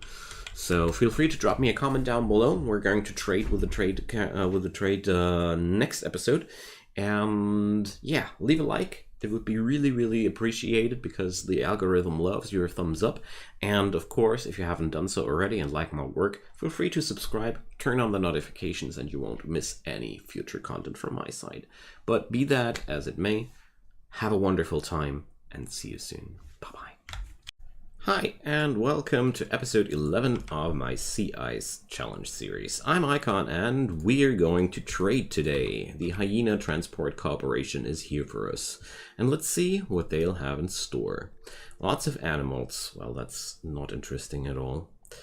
Food. Definitely tempting. They also got wood, and since it's a bulk goods trader, they also got stone.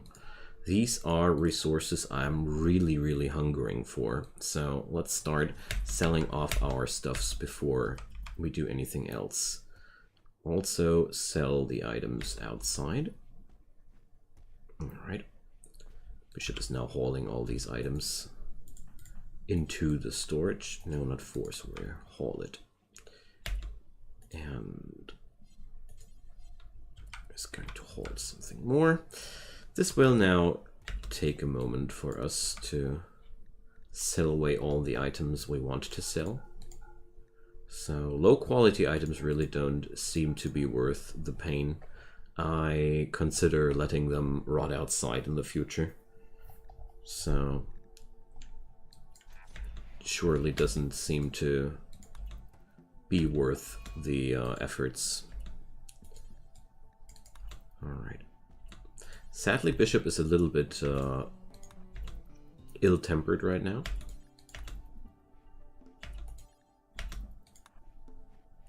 Alright. Let's sell off all these items. Now, how much money did that bring me? It's hard to tell because all the money is now outside. And Bishop is still a little bit angry about the things that have transpired. So let's call these guys before they travel away and buy ourselves a couple of units of steel to begin with. I'm going to forbid these because it's there's simply no gain for me.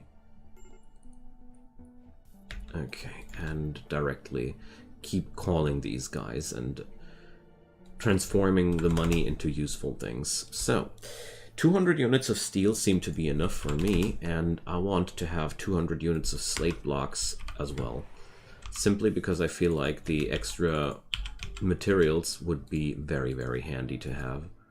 Now, let's see. Oh, we are allowed to force him into harvest one more time. That's really good. Please do resow your crops, friend. Okay. Now,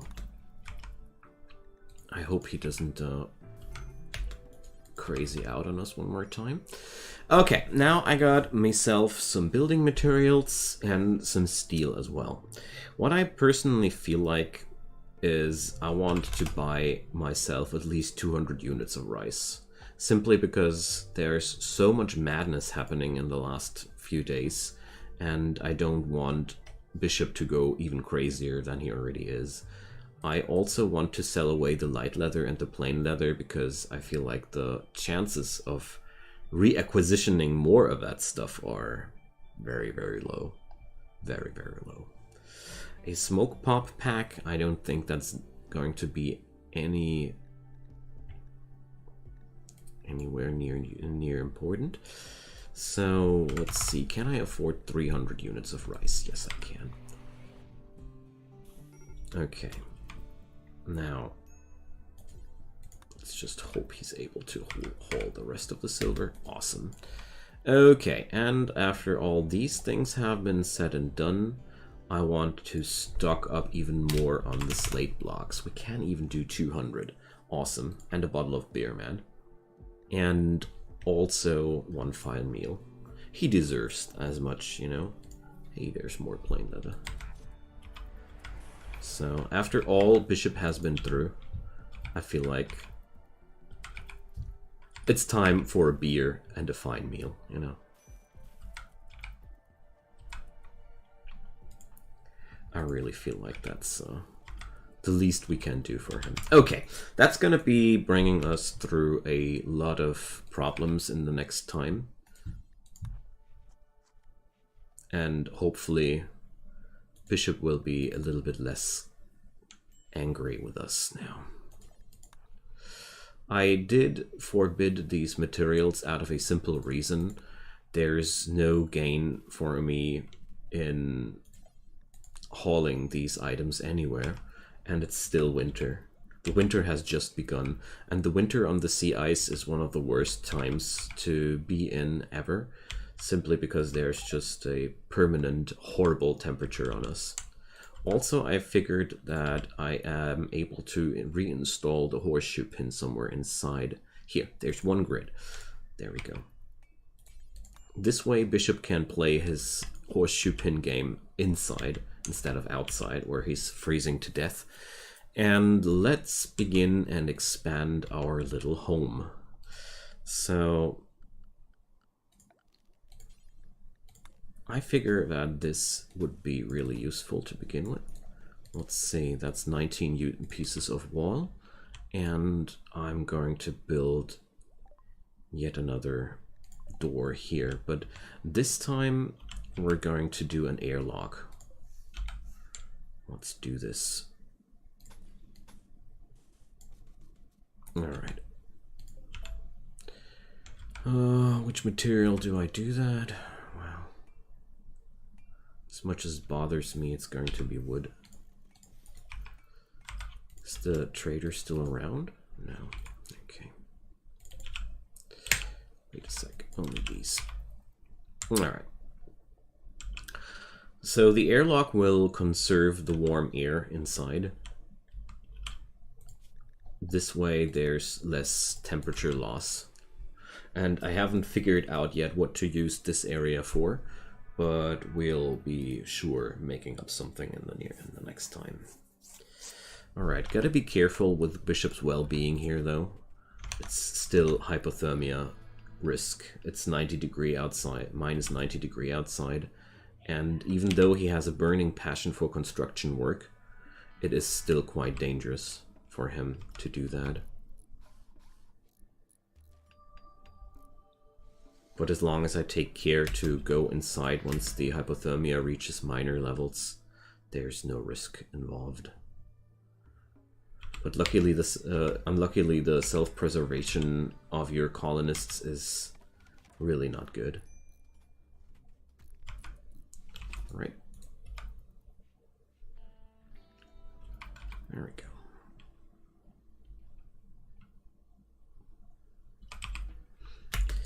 So, the rice plants are almost ready. I don't want to delay any harvest here. All right. Buying a little bit of food on the extra side was, in my opinion, a very wise choice. So I think the next thing I'm going to roll with will be a stove. Lo and behold, real cooked food. I feel like that's one thing Bishop is really craving for, if you ask me. Rescuing cat. So let's check out the position of that one. Oh, look at that. Let's check this out. It's merely 5 days away. We can't survive more than a couple of hours outside, but let's travel a couple of days. No. Simply no. Okay. Now we're automatically insulated, kind of like in here. That's good. With those stones, I might even consider double walling this whole area. But one thing at a time, one thing at a time. What I am considering, though, is amping up my hydroponics from here on. It could be really easy to rearrange that. So I don't want to bother with the ideal setup of hydroponics, though. That's just... There is an ideal setup where you can fit them like into a puzzle mold, and it's really fulfilling and such, I guess, but I don't feel like that's a necessary thing. There we go. A little bit of light. Now, the doors, you know, the doors. So tell you what, we're going to build one door here out of stone. Usually I don't roll with stone doors. How much power does an auto door need, though? 50 watt. And components and steel, dang. It's not like I have that kind of resource. No. We're going to put the stone blocks outside here anyways. So since this is one door, we won't be using that often. I feel like completely okay with putting that down there. Now, the butcher table will go here. And our new stove will go here. There we go. Congratulations, Bishop, you can now cook meals.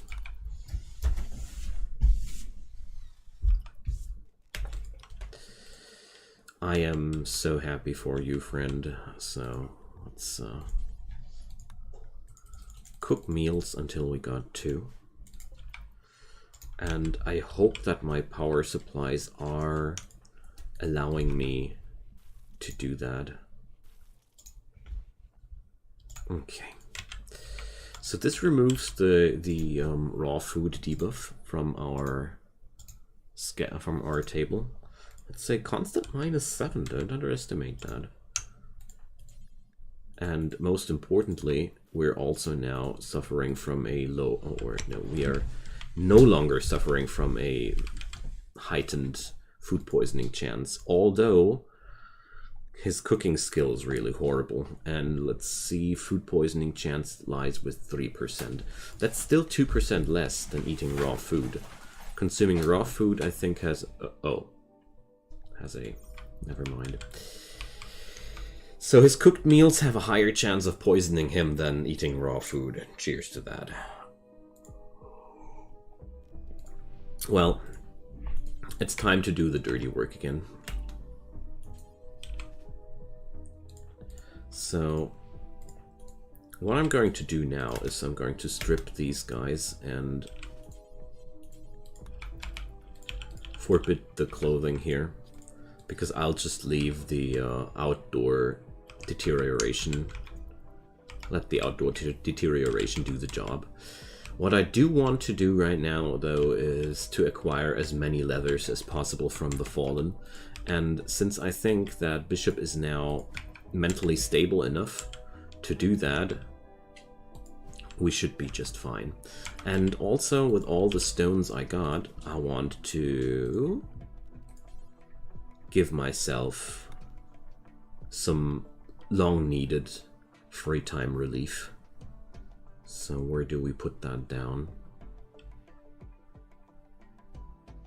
Let's put the chess table down there. Wait a sec now. Let's put it down there and put the heater somewhere else. There. Something like that. Building something like this chess table is a really, really long-term project, and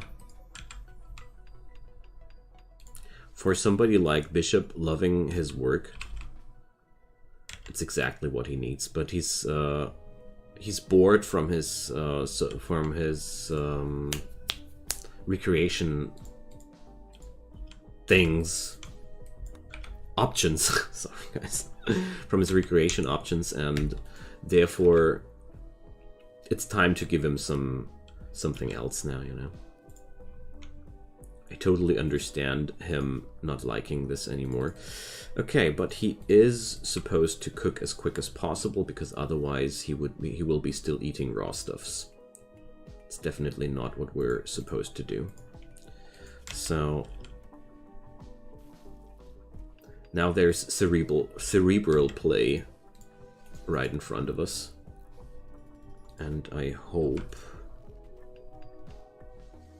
that we're going to be able to put down a stool there, and that's that.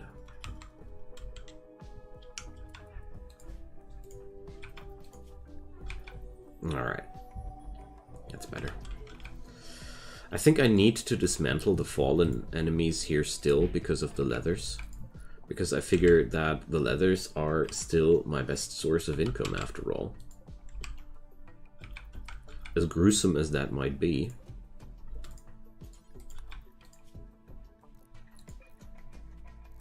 There we go, finally.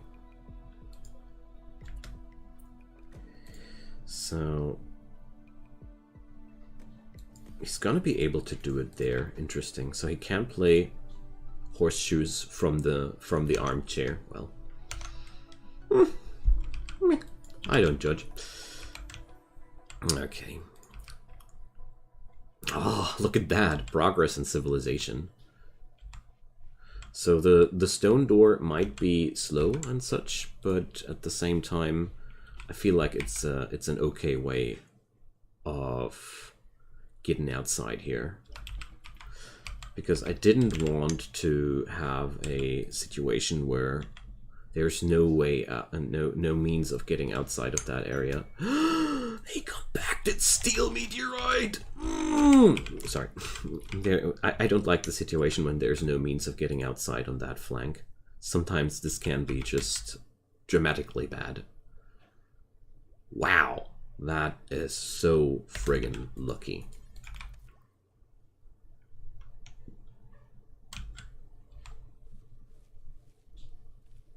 Come on, wind turbines. Stop slacking. Start flapping. Okay, good. Forced weather for Pelagia. So they want me to give a rainy thunderstorm. Sure thing. Off you go. Honor and Glitworld meds. Honestly, the Glitworld meds are not interesting at all. Yay! He has now an option for a title. That's so good. Let's just hope these guys are going inside. Do the bestowing ceremony. Zap. Alright, with that title... I forgot how to pronounce that stupid word there. Burden! Oh, my day is getting better and better, I gotta say. Like, burden is one of my favorite skills to begin with, because that makes any confrontation with melee enemies trivial. Basically.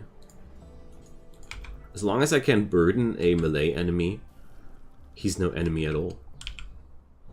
Nice. Okay. That's, today is a good day in terms of progression here.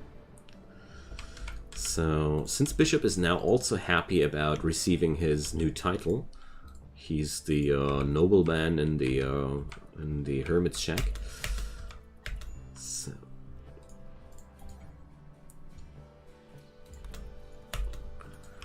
Alright, Archer. She's the founding member, but you know. I don't think that we are growing nostalgic here in any way. Okay, nice. Like, I'm so happy right now. Especially the factor with no more problems considering power for the rest of the winter. Rainy Thunderstorm is always super good. A corporate... what? A corporate drone called Boy. Yeah, well, look at that distance. Hell no. It's one foolproof way of killing yourself. And with a rainy thunderstorm, you're not suffering any considerable, huge risk of igniting your premises, simply because the rain instantaneously quenches any fire that could happen. Okay, let's do some more parkas. You know, money making. Money making. Alright. So we still got a couple of 100 stones available. So I want to move the stockpile zone over here. And remove it from here. And then remove the wall inside here. And increase the hydroponics area. Or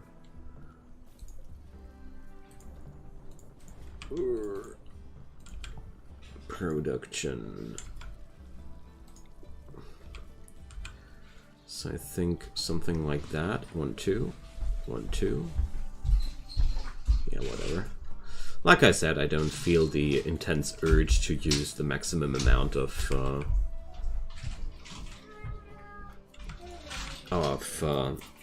hydroponics here.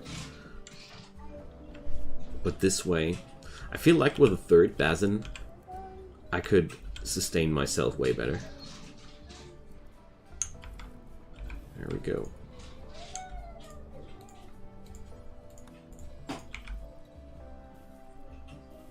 There we go. Yeah, there might have been a little fire there, but it's no biggie. The Lobo Coalition people are raiding us instantaneously. Well, that's the only thing where I feel like the forced weather is a tad bit problematic. Because it would bring us some aiming accuracy debuffs. Alright, Barrow. Already shivering. So we start with a 17% difference. Oh, 12%. But since I got the burden spell now available, that whole topic is a lot less problematic there.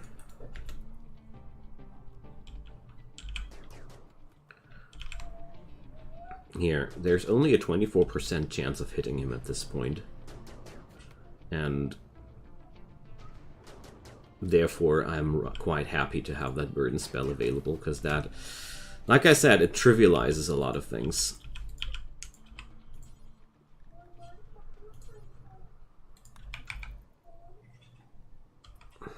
Okay. Let's just hope. Oh, well. I'm not going to strip this guy here, because most of the items he's wearing... Well, okay, never mind. There are quite good things among them. Come on. Just in time. Okay, we won't be picking up the toque, but the jacket, you know. The jacket. Alright, nice.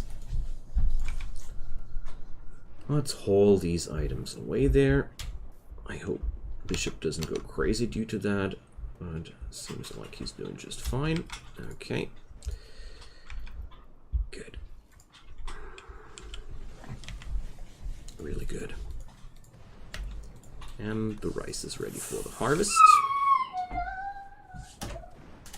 And that was my little boy saying hi to you as well. Looks like he was happy about the harvest as well. Alrighty. So the other things outside there, well, Barrow can use a burial. Hypothermia, shivering, yeah, well, 7% shouldn't be too problematic here. Oh, he's directly processing him. Good stuff. Okay, with those extra materials, I will be... Bishop's brother. At the... I have no chance saving that guy. No chance. Sorry, Bishop. Even if I would go outside immediately when this guy crashes, he'll die. He'll be dying of hypothermia before I'm able to get there. That's really cruel from the storytellers to do that. But there's really no chance of doing that. So, McCulloch would join us. Nah. The game keeps flinging random people on me anyways, so I'm not too hasty about making new acquaintances. Really sad about that though, because this lasts for a friggin' long time. Fibrous Mechanites, oh man. Stuff is getting worse and worse here. Luckily, he has a pretty decently high medical skill, but that means the next spring will be quite a hassle. Fibrous Mechanites are, in a way, cool, but also pretty nasty, because they give you some pain, but you have insanely increased stats as a payoff for that. But be that as it may, in this environment, being under constant pain is really, really dangerous, and nothing you possibly could want. Man, that was mean from the storyteller. Because I know that there's no chance this guy was way too far away to be saved. And honestly, the worst part about it, I would have even tried in this scenario now, because I got food, I got building materials, I got other materials. I would have even had tried to bring him through. Guess that's the karmic revenge for all my nastiness in the last episodes.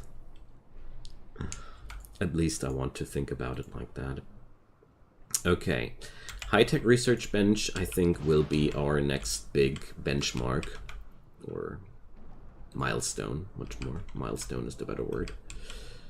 Because I feel like we can improve a lot, especially if I'm able to research the multi-analyzer and fabrication, which will enable me to produce my own components out of steel. That will make me a lot more autonomous.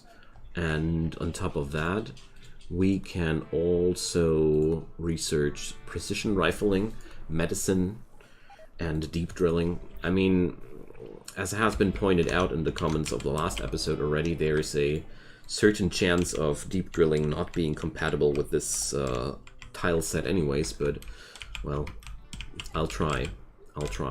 So when the spring is finally there, we are going to dig out the compacted steel meteorite.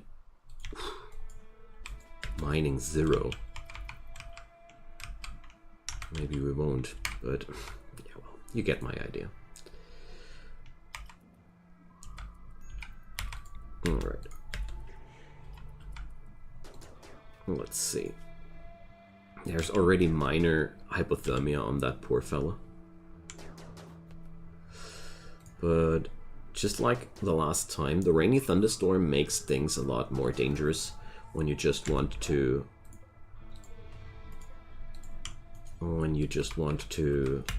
shoot enemies down.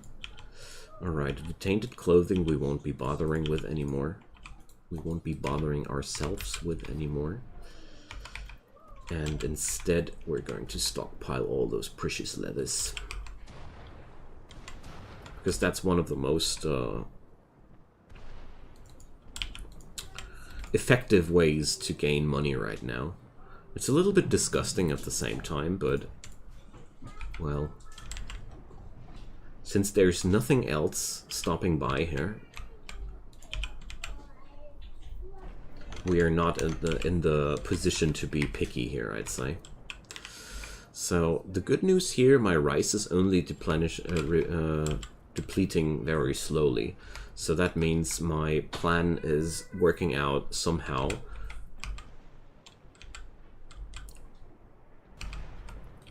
Because we are not losing any... We're not losing rice in a dramatically fast way. Which is really good. Alright. I'm reluctant to build the new hydroponics because I want to be able to build the new hydroponics and a extra heater just in case that this is going to be not enough for me to sustain the inside temperature with. I mean, the nice season is upon us, so we don't need to be that worried. But during winter times, we need the 3 heaters to keep the temperature inside here positive. Alrighty, friends, I'd say that's a worthy end of today's episode. As usual, I had a great time here, and I feel like we made awesome progression. Like, there's still a lot of stone available to build with. I still have a few chunks of steel available. My food is slowly turning into positives. I'm pretty sure with the 3rd basin, I will be finally gaining more food than I use. So, good stuff, good stuff. Probably gonna use the 3rd basin as well to whip up cotton. But let's see. I'm not sure about that yet. Drop me a comment down below if you have anything on your mind. I'd be more than happy to hear from you. And as usual, a thumbs up helps a ton to make this series more visible. Or, if you haven't done so already, leave a subscription on my channel. Turn on those notifications and you won't miss any future content. Whatever makes you happy makes me happy as well. And I hope you're coming back for more Rimworld or whatever pleases you. See you soon. Bye-bye. Hi, and welcome to episode 12 of my Sea Ice Challenge. I'm Icon, and it's a nice end of the winter. We got a few more days of rainy thunderstorms ahead of us, which are always pretty good. Oh, even 10 more. 12? 12 more. So, our power supply is secured for that amount of time. I also acquired a really big bad amount of slate blocks last episode, so we will most likely be doing a lot of building stuff today. Now, my big plan for this whole thing, it was to expand this room and make more hydroponics happen. But before we can do that, we're going to need a little bit more walls here. So I figured that for the time being, I want a double wall insulation here. And let's see, how much is that? 39. That's gonna be more than we have in store right now. Oh, that's a little bit tragic. So we won't be double walling this whole complex here. If I can't afford it, we have to double wall. Wait a sec. just thinking about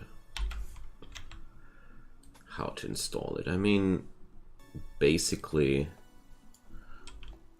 this should be already enough because it covers up all these rooms.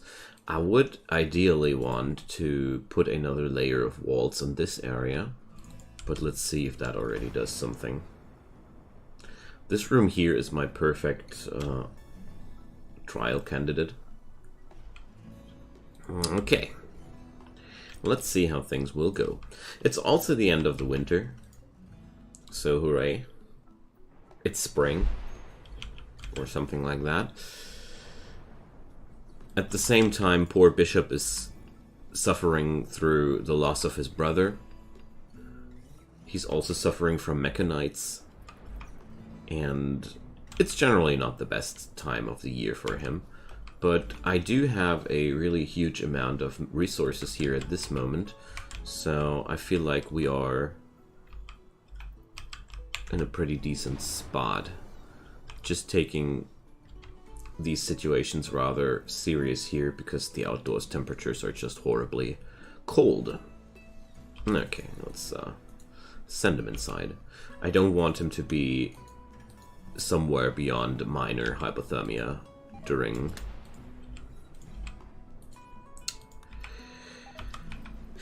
his disease of the fibrous mechanites, and the construction priority is a little bit dominant right now, but that's okay.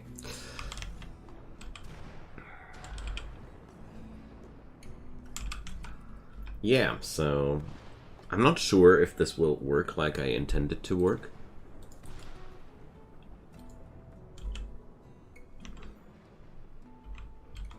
But usually double walls should do something for us.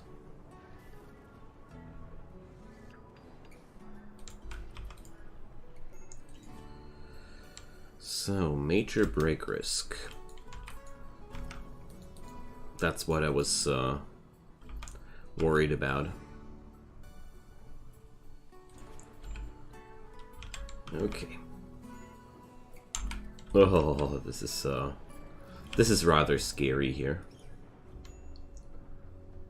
Okay.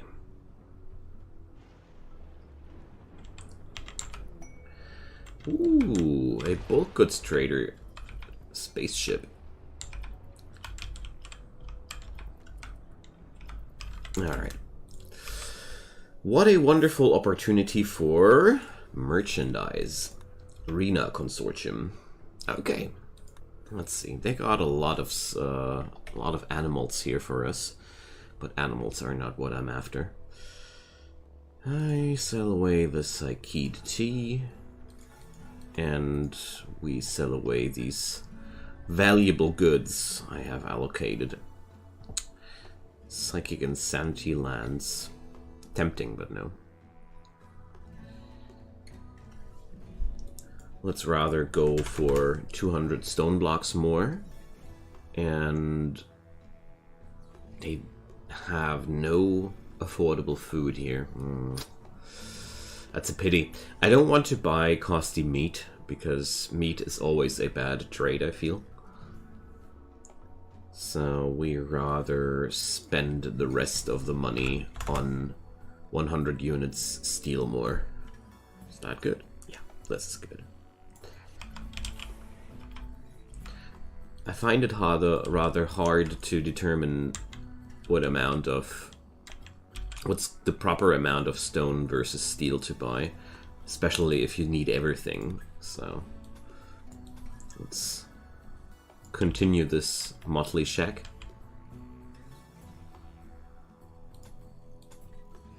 All right.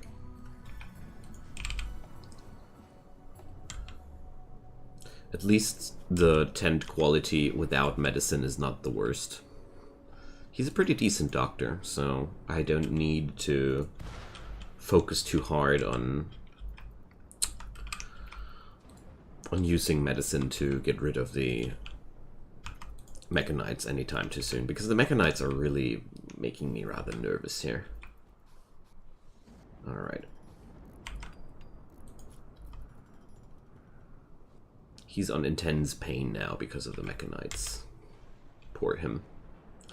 Mechanites also don't hurt the same every day. I'm quite happy that he's looking for the security of safety of his bed in this time. Yeah, well, we got to buy ourselves some new components rather soon. Okay.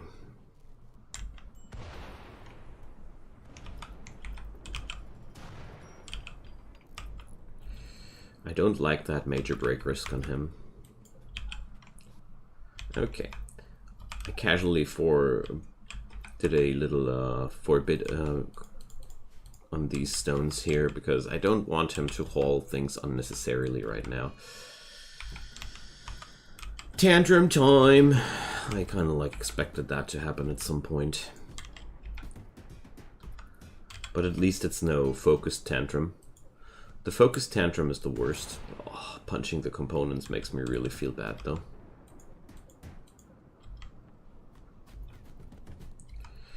Alright, now we can deconstruct this and expand our little grow area. Looking forward to that. I was wondering if we didn't want to put it here. So there's one layer of double walls missing here at that point, but one thing at a time. So let's see how the indoors temperatures.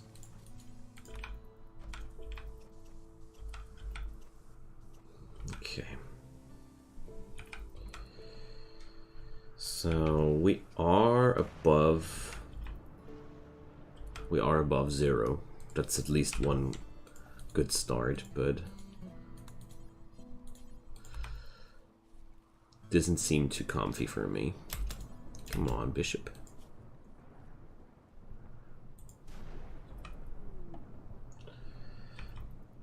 Seems like we're fine here, though. Still need to do that, but maybe we can now after the room is expanded. So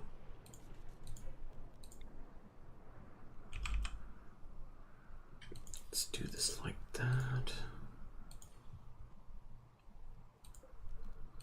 Last but not least, the stove has to wander. Oh man. This place is so crowded. But the stove doesn't necessarily have to be inside there. Let's do it like that. I really want to have that double layer of wall there. I feel like this is quite important. Oh. Has no power supply on that point.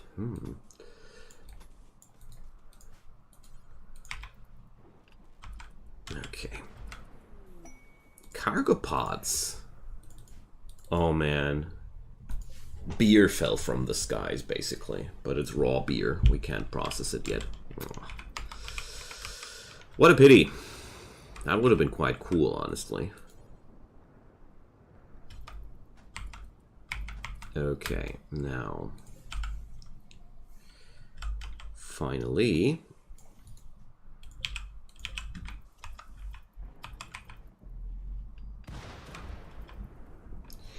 doing the final double layer. Okay. This makes expanding outside of the box a little bit harder, but at the same time, there's the interiors here are all walls I would want to replace one day. I mean, we just gained 300 silver out of that. Apart from that, the indoors temperatures are better than ever. I mean, look at that. So yeah, the double walling definitely did something for us. Also, it's looking like a nice little cozy fortress now. I like that. So I don't harvest these, or I'm not sowing out these rice plants on purpose right now.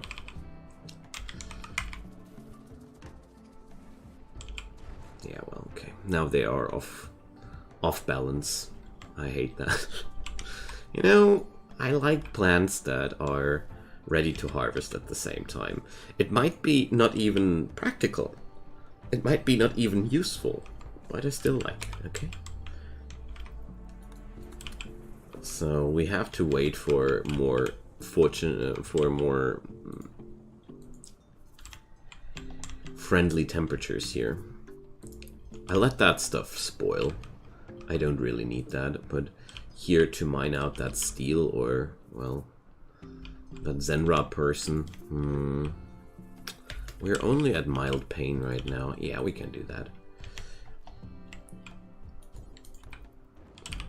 With mild pain, it should be no problem. Volcanic winter for pay. So, I'd rather not. Simple reason is I don't want to have... I don't want to have a diminishment of sunlight. I mean...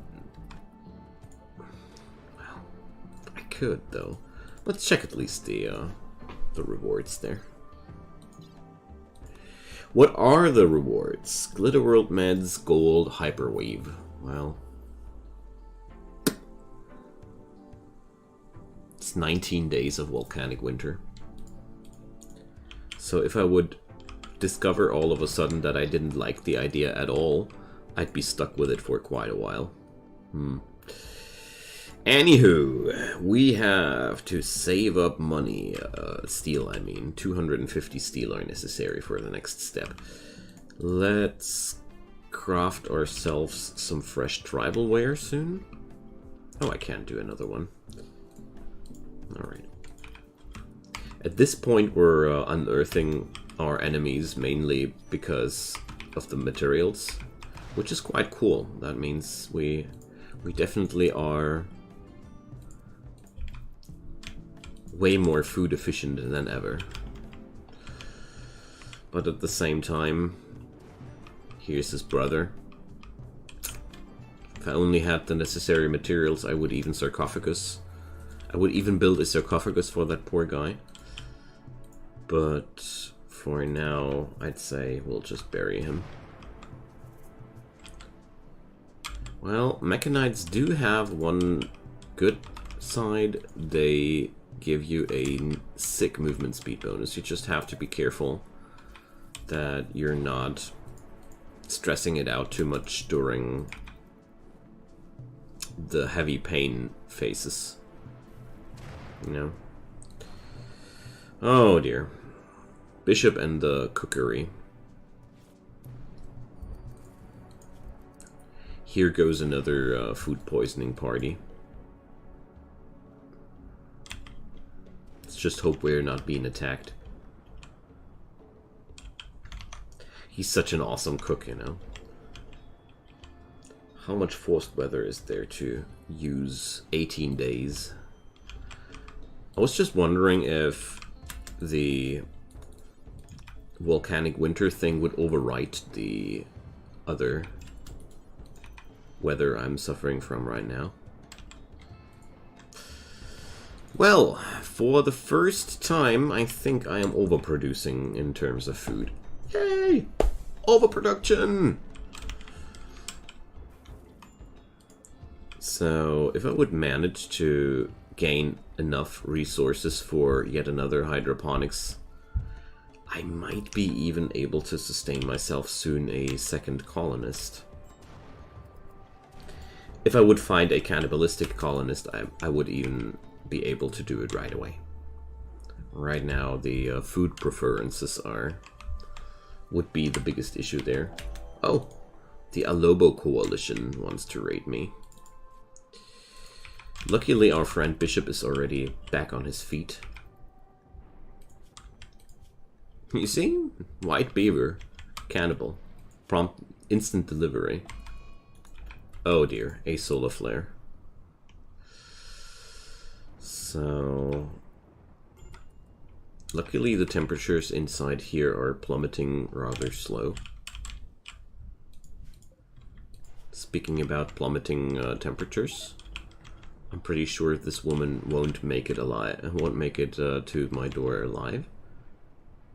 So let's check out how Bishop is holding out. I hope the solar flare doesn't last any longer right now, but he's not even suffering from hypothermia yet. So, well, that did do the clean reset on my hydroponics as well.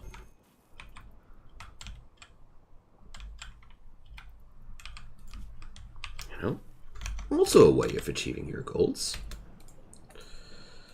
So, oh man, what's wrong with you, Bishop? Why are you so angry? Ah, intense pain. Come on, dude. We have to plant them out. Quest failed. Okay, at least that's been dealt with. So there's some steel there, and okay, Bishop is hiding in his room. That's basically the best mental breakdown I could wish for. Stay inside, it's safe here. We forced that rice plants into the hydroponics. Chill. Not too hard, please. Okay.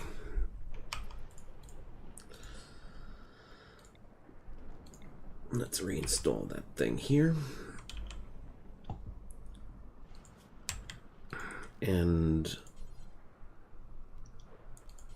some luxury items like a stool.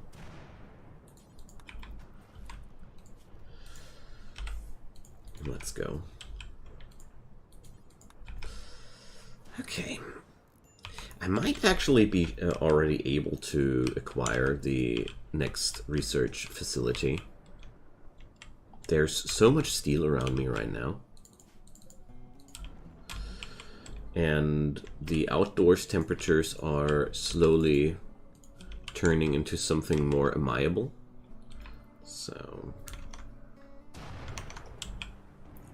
we getting there.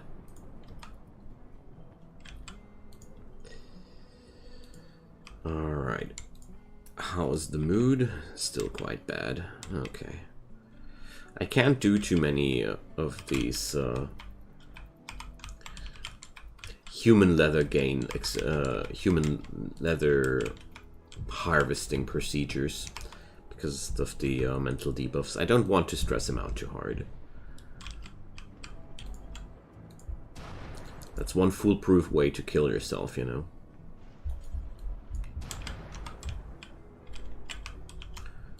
Did I limit the radius of that one that hard? Yes, I did. Smart me. Okay.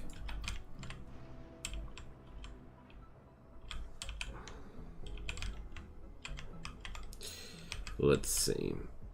That's 15 each, so that's 150, 65, 80, 95. Well, we have to mine out something there. Yay! Attackers!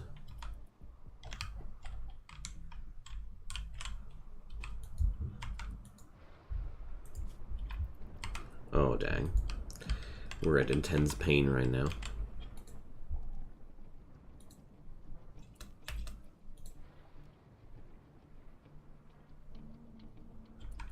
Slowing down the speed a little bit, because I really want to smack down the burden spell as soon as this guy enters the my gun range. So that was a friggin' effective shot. I'm not gonna lie. Alright, what is he geared with? Nothing too valuable, okay. Smoke leaf joint, well, rather not. I mentioned it several times before in the series. Smoke leaf joint reduces your consciousness by 30%, and out here in the ice that is quite a dangerous thing to do. So therefore, I don't want to. There's a little bit of jade outside there. Let's check out what was available for me here. That was the latest attack. That was the drop pod of his brother. Okay. Ah, here. There's another drop pod adventure here. Okay. Since springtime is near, I'm gonna be I'm gonna be trying if we can take a trip or two.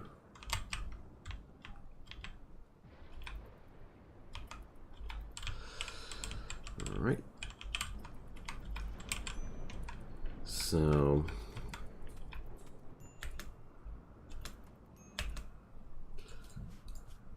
we are at triple human-like debuff. Okay. Probably a little bit risky.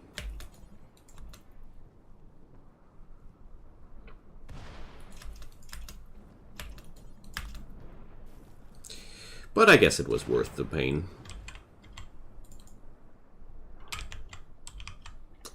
Now, 73 leather. I want to save up until I get the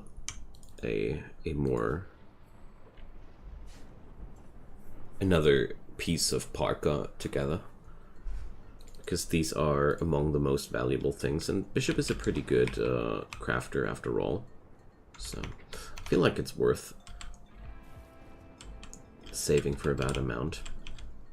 Alright. So, stop. Stripping time.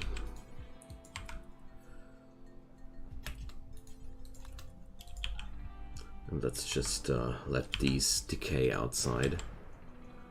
They got little to no worth financially, so I'll rather not.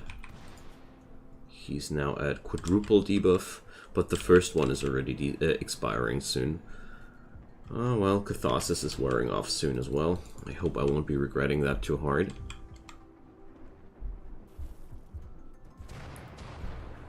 So it's still a lot of money after all.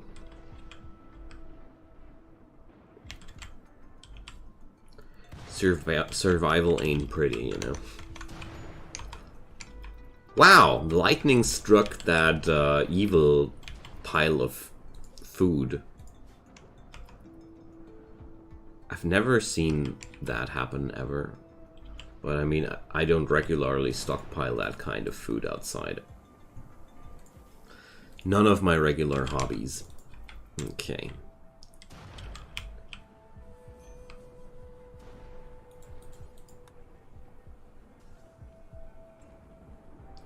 Can't wait for the summer, when there's finally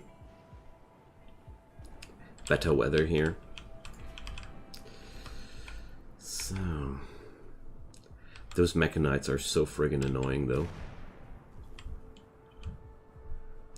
The self-tan quality is quite bad, so I just decided that he's going to be allowed to give himself one dosage of Glitterworld meds. Just hope that this speeds up the recovery process a little bit, because you have to beat a certain amount of tending persons until you're done with that. Okay, so Ala Cefalu. Oh man. Well, let's make her work for her stay.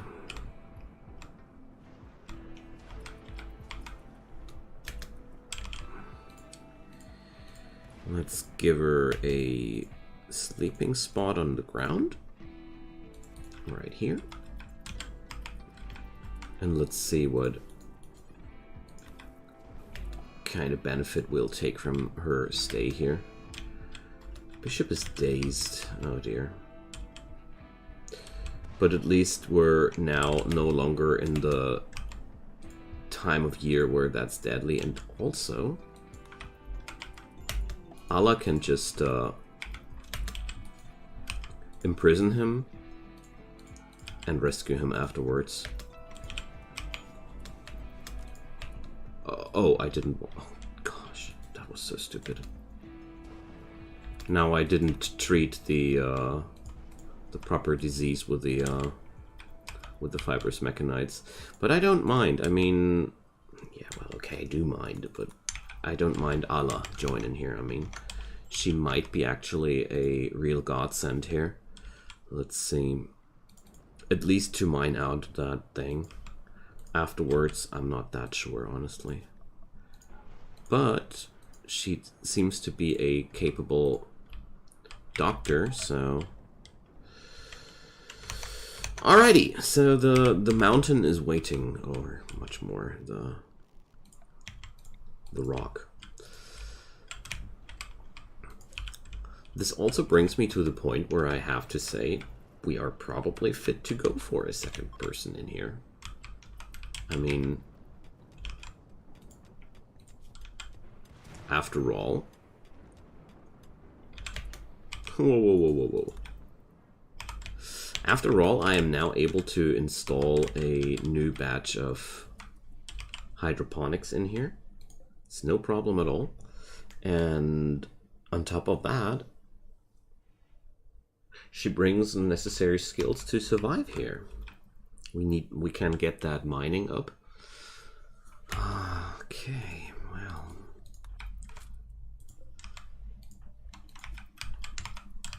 The question here seems more to be, do I really want to have exactly this person here?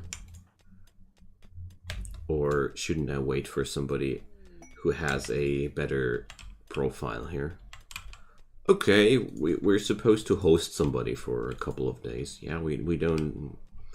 We're quite the luxury hotel here. Okay.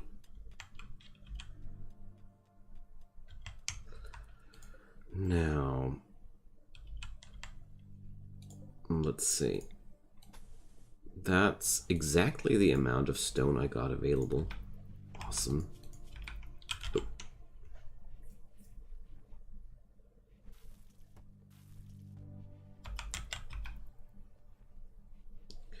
So we would be able to make this place a little bit larger inside afterwards. And there's another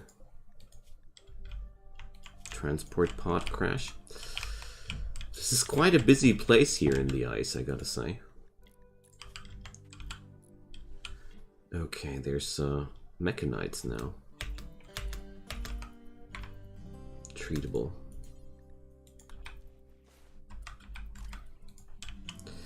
Now, back to normal medicine here. And also, let's see. No, this has to be like that. Okay. With that amount of resource... Oh, it's larger than I thought. Well, then we're going to fit it there. Hooray! We finally got ourselves a high-tech research bench. This feels like a massive progress, because it is. Now we have to move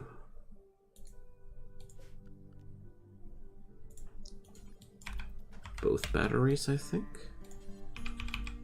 Or do we? Yeah, we have to find yet another place for that battery. As nervous as it makes me. Okay.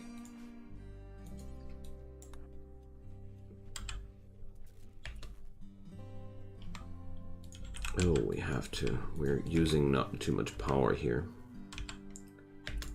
Oh no. Let's harvest these real quick before the temperature in here plummets too hard and there's not going to be anything left to work with. I've had that scenario several times.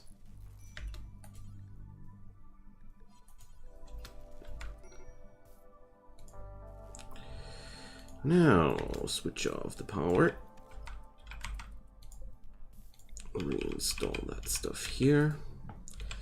And also, we're definitely able to build yet another wind turbine here. So it's really annoying me to say that, but the solar power is way too unreliable to work for me. It's really saddening, but well,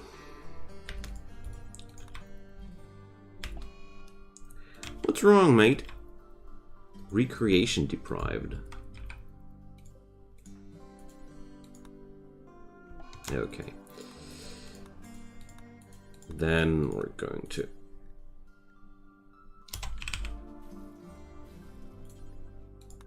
force him. Okay, now he's able to do it again. Okay, then here's room for yet another hydroponic.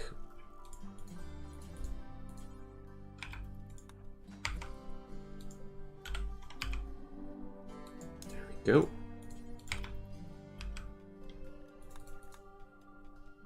Looks like we've settled in. All right, friends, so I think that's enough for one episode. I thank you guys so much for your time and your attention and your nice comments and all of that.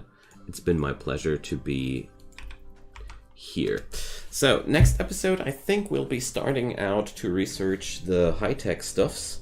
I mean, we got now access to all these wonderful technologies. I want to go for the deep drill technology because I don't know. My hope is... There's still my hope that we're able to do this, but I somehow doubt it quite hard. And meanwhile, let's see. We'll have to expand this little place at the same time.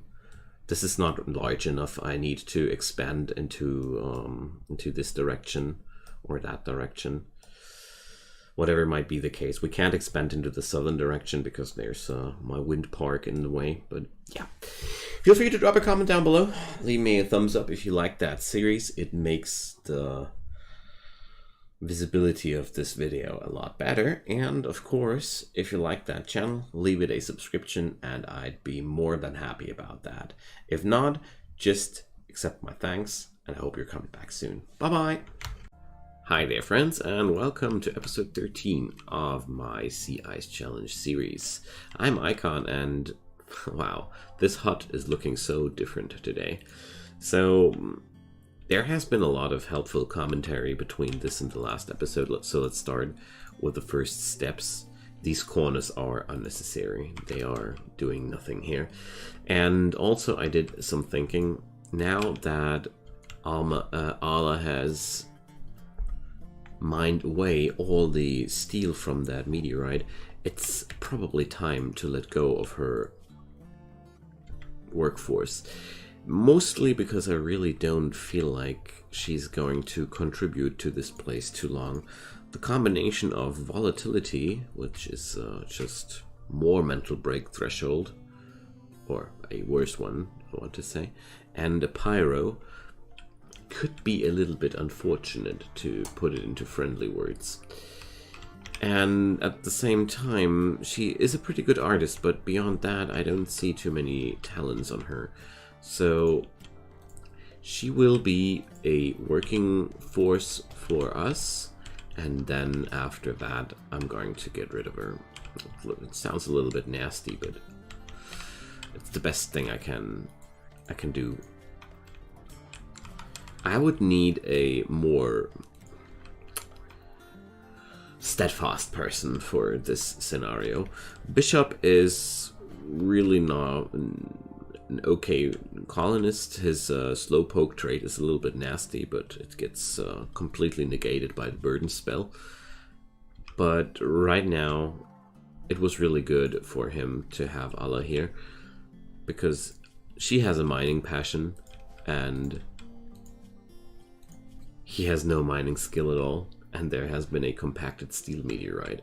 So the new person in town would be nevertheless definitely somebody who's at least good at mining work, because sometimes we have meteorites to chop down, and I don't want to be hindered forever in that department. So that's just a few random thoughts on the side. We got a lot of little jobs to do. We need to gather new building materials as fast as possible. I want to secure my power production in a more sophisticated manner. That means I want to put down a few walls around the wind turbines to prevent random raider visits from nailing down my wind turbines and, well, you know, the little things, which are important nevertheless. But at the same time, I feel like we're on a good way. Also, now that I have the quadra hydroponics running, I am also considering, what's it called again? Yeah, growing some cotton to lay down some carpet in this place, because I really feel like that will make a nice change in terms of liveliness. And poor old Bishop for sure deserves some extra luxury. So let's see, how is Bishop today? Cooking level has increased to 3. So let's see, how's my food poisoning chance? Down to 2%. Okay. Compared to raw rice, we are now at least even. At some point, he'll be finally able to do better food than raw food. But that day is not today. And let's switch on our high-tech research bench. I was waiting for that moment so long. Wait a sec, is she actually capable? I don't want her on that job.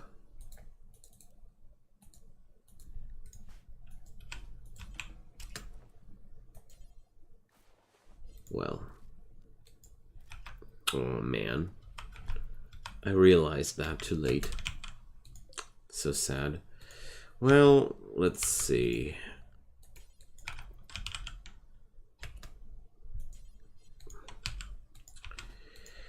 Strip down that torso. And no. No. How good is her cooking skill? Well, worse than Bishop's. So I'll let him do the dirty work. Okay. Oh, they are tainted. Oh, I forgot to forbid the tainted clothing. Well, whatever.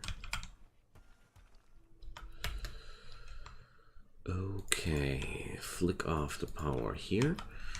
And I'll send Ala into the next combat, because I feel like that's one of the easiest ways to get rid of her workforce here.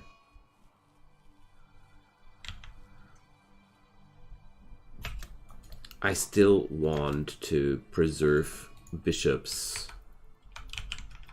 chance to get some real treatment on his Mechanites, because it's way better if somebody does this job externally for you.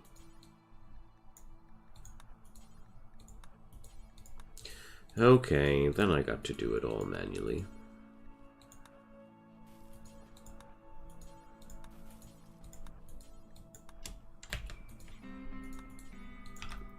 Alright.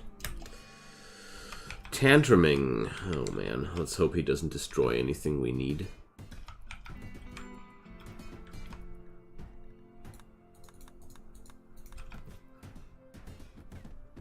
Chill down, old chap, chill down. Okay. The good thing about mental breakdowns is that you are gaining a nice downtime of mental breaks for a while afterwards. It all comes with benefits.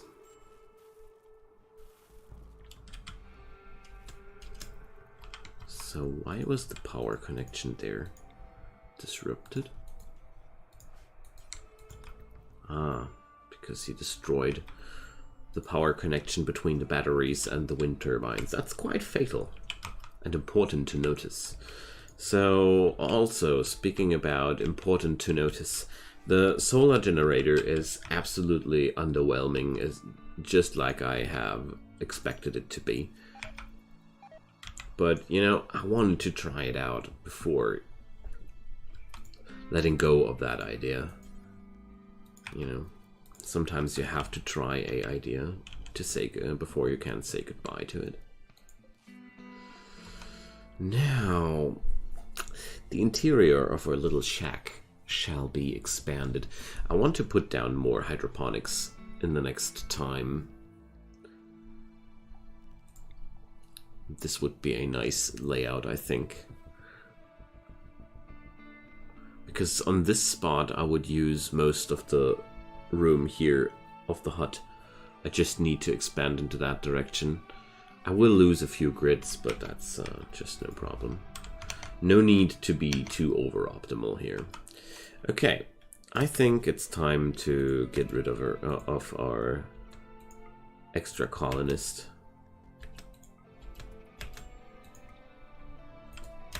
Alright. That's pretty brutal, I know, but it's still better than waiting until she sets the shack on fire, because that's what would happen at some point.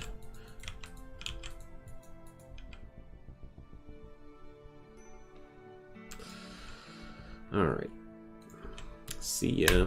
No, Bishop. Please don't.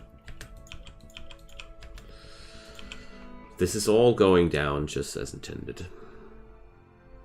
Feeling a little bit bad for her, but only a little bit.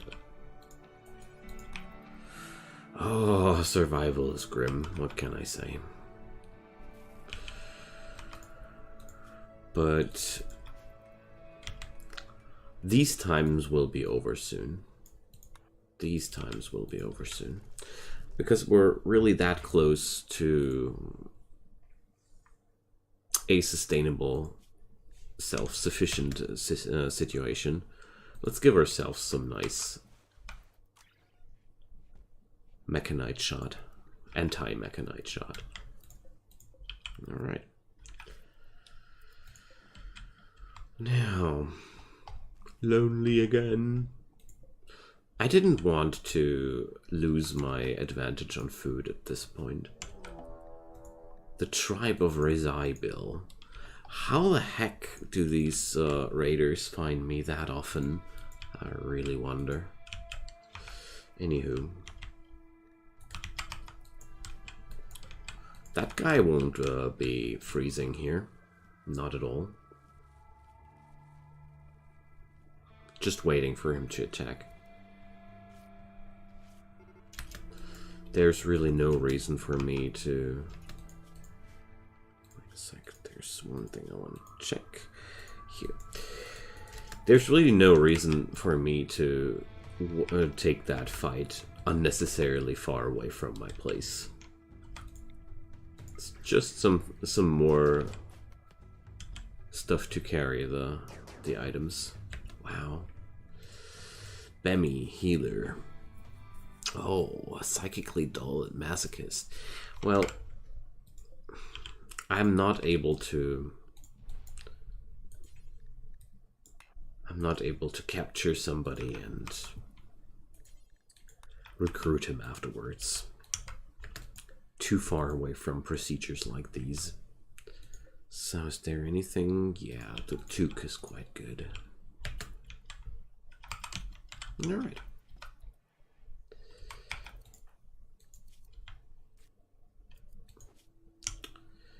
Let's just hope that Bishop won't go crazy this time.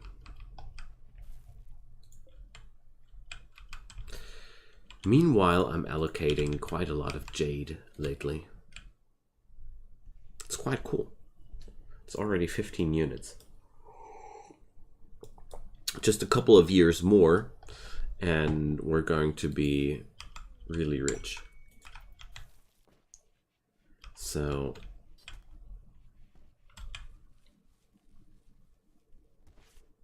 let's see. 5 parkas by now. That's really good.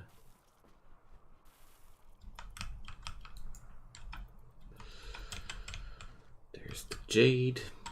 Summer is always such a easygoing time, and we're really close to tube telly supply. Well, I won't be able to build myself a tube television and too soon, but it's something I want to do at some point. All right. I hope I'll be finding some more traders in the near future. That thrumbo, man. That thrumbo. I don't want to dare to. I mean, it would be theoretically possible, but practically, I feel like it's a really bad idea.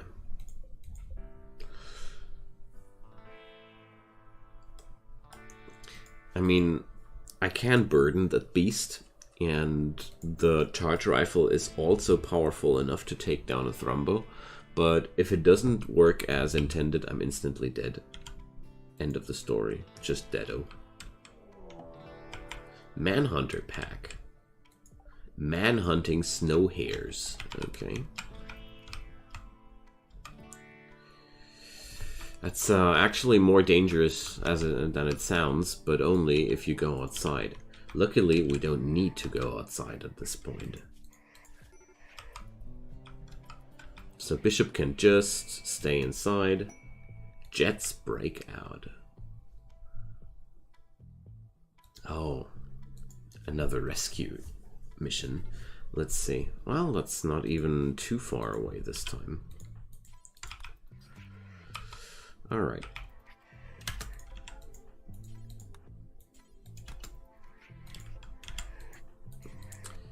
I don't want to fight against the bunnies there. Yeah, it is only a small threat, honestly, but it can go wrong that quickly. And I can also just sit it out, you know. There's no problem at all to just sit it out and wait and ignore the fact that some really spooky sounding bunnies are patrolling around my little shack there. That's just fine. Nothing to worry about. Just killer bunnies.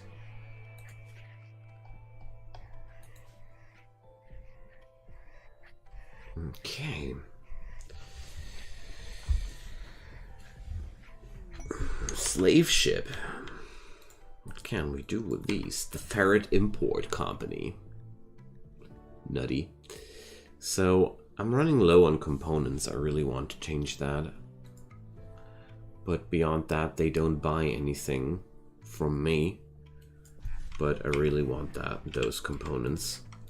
And that also means we need to go outside.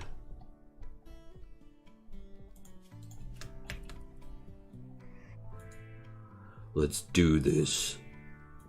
I'm afraid of no bunnies. For now. Okay.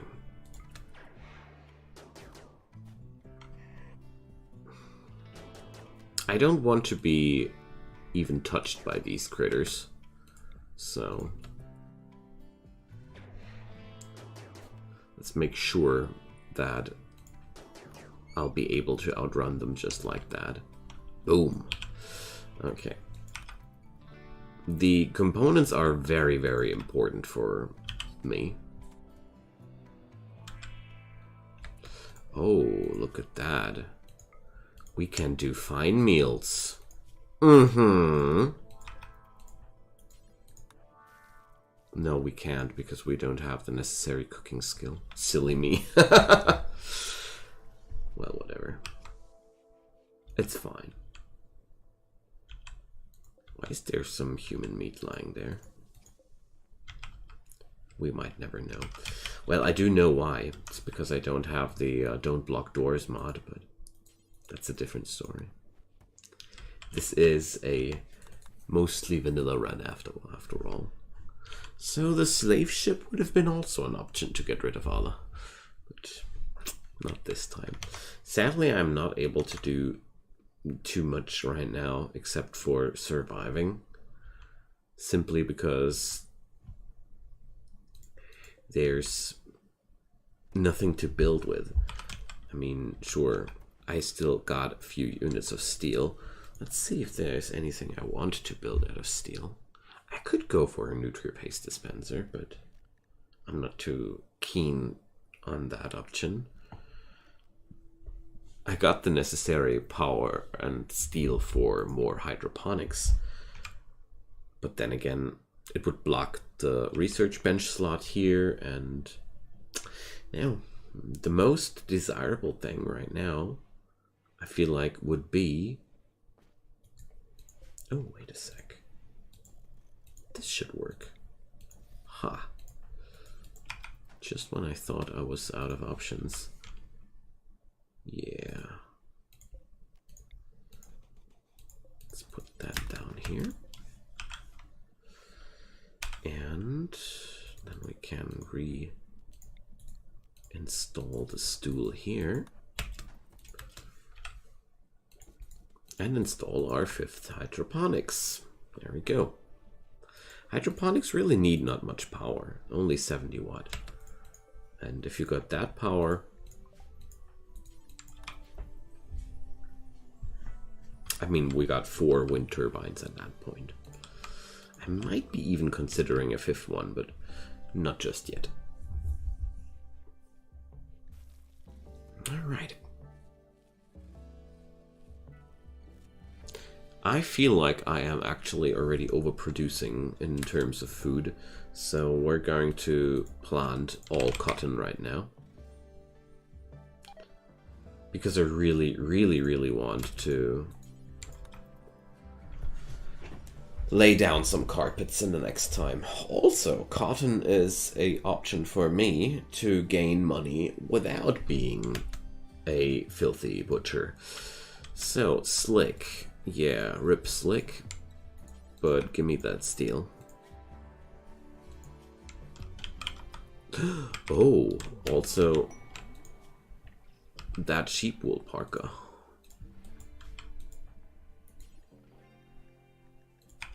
Jeez. Pretty sure that the sheep wool parka is a lot better than the thing that I compared to my clothing. Minus 47. Wow. Now we're minus 63. Good stuff. That's really, really strong insulation. This will get us somewhere. That slick person, well, crash landed at the wrong spot, I must say. Lamp the forlorn. Oh, well, I don't see myself happily taking a stranger into my place. The situation is quite simple. In here, some stranger, one solo stranger can easily kill me, actually. Usually I'm like, yeah, if they betray me, whatever.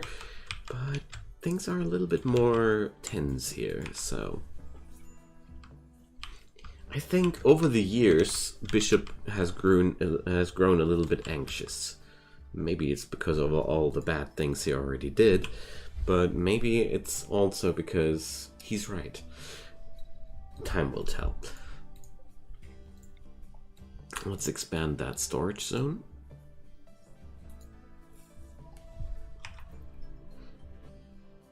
For now, I am super happy with my situation here.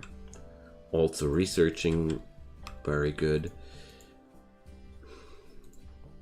It's time for the television, I'd say. As soon as I have researched it, of course, but I'm also starting to run lower or low-ish on components. Come on, where's the land-bound caravan? The land-bound trader that hits town once a year. So, shall I research precision rifling or not? I mean, the assault rifle would be definitely the better weapon, but I'll stick to deep drilling now, because I definitely want to know if it's a thing. I'm pretty sure the answer is no, but I have also researched geothermal power, so it's not really that important anymore. But that also shows me we're only one multi-analyzer away from starting to research towards spaceships. That's pretty good. I mean, I want to try to escape from this place. I really want to. It's gonna be brutal, but Why not? You know, why friggin' not? So, well, the solar generator has its uptime, but during the night. That's a very anti-intuitive system.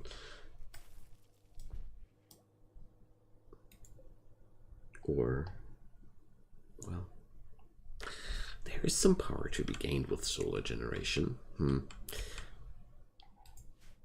It's really hard to tell for me which one to prefer over the other. But it seems a little bit to me that I prefer a mixture of both. So I'd really like to have another solar generator. But not yet, not yet. Right now I just want to wait for the next trader. Wait for the cotton to grow and lay down some fine carpet in here and pretend like this is a nice place. Oh, wow, a nice place with an Arctic wolf.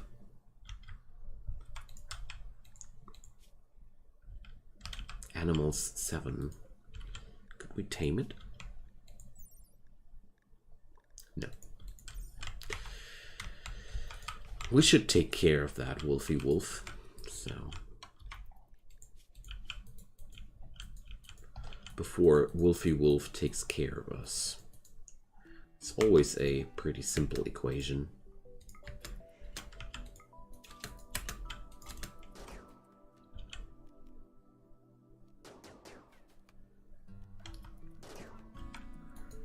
I really want to make sure I'll take that fight under my rules.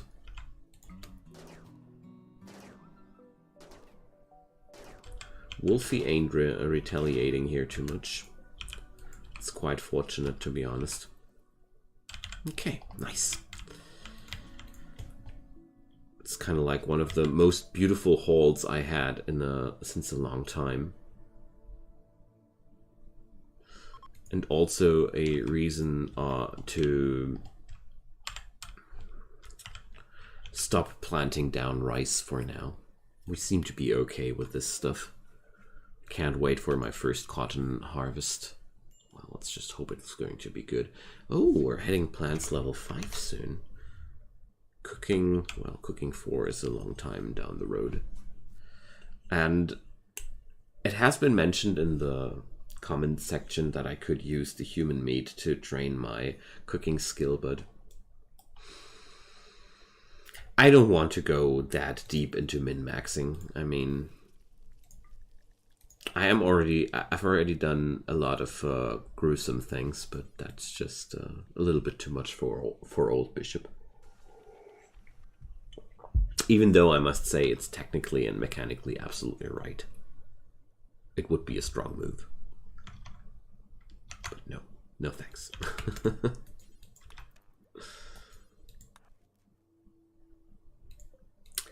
Now, our first cotton harvest is about to be in. What kind of floor would we take? Either red or blue. Or green. I think I'm going to roll with blue. Lamp the forlorn. Well, no thanks, man. It's making me way too afraid. Alright. Civilization.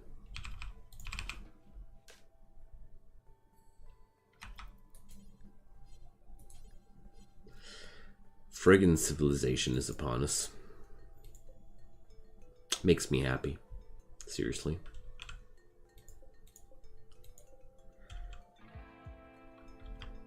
We're still a lot of cotton plants away from that goal, but I feel like it's a large success anyways. It also frees up my inventory space here a little bit. Speaking about inventory space, seems like I have enough material for yet another cursed parka. Okay. The next trade ship will yield a lot of power, a lot of money for me. Too bad there's a solar flare. Let's harvest the whole shack before the plants die. There we go. Yeah. I wasn't able to rescue the small plants, but that doesn't matter. Okay, long-term project is on. Oh yeah, I can't plant yet because it was too cold. You can't place down the sowing order if the room is too cold. Level 5! Plants without passion. I love it. It's always a good sign when your people have high values without passion for something.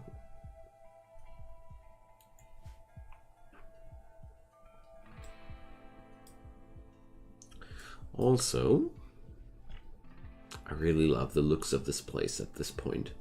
Compared to the situation I was beginning with, this is a luxury palace. This is truly a luxury palace now. I mean, we still got 12 graves that aren't touched yet. So, all I'm missing now are a few traders. For real, I mean, it's been a while now. So, after a long while of thinking, I want to have a new solar panel. Moss Boss Volcanic Winter. That's an insult. After building another solar panel, I don't want to know anything about that. There we go. So, let's see. I have just realized... Oh, well, no. Never mind. I'll need way more resources for that. I was considering for a moment to build down a machining table and minify the smelting bench. That would be an option, you know. If you just uninstall things, you don't dismantle them. You can place them down for later use. Okay, deep drill. Let's see. I'm pretty sure it doesn't work here. Must be placed on drillable resources.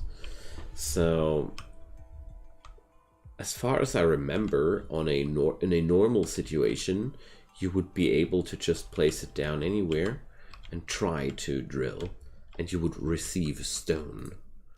Please correct me in the comments if I'm wrong about that. But this is exactly the proof about what I was thinking, that it's no use. It's simply no use. I didn't expect anything else, honestly. All right, let's research the multi-analyzer next. And it's going to be a really tough question where to install that beastie, but that's a question for coming episodes. Thanks so much for watching, friends. Drop me anything you want to tell me in the comment section below.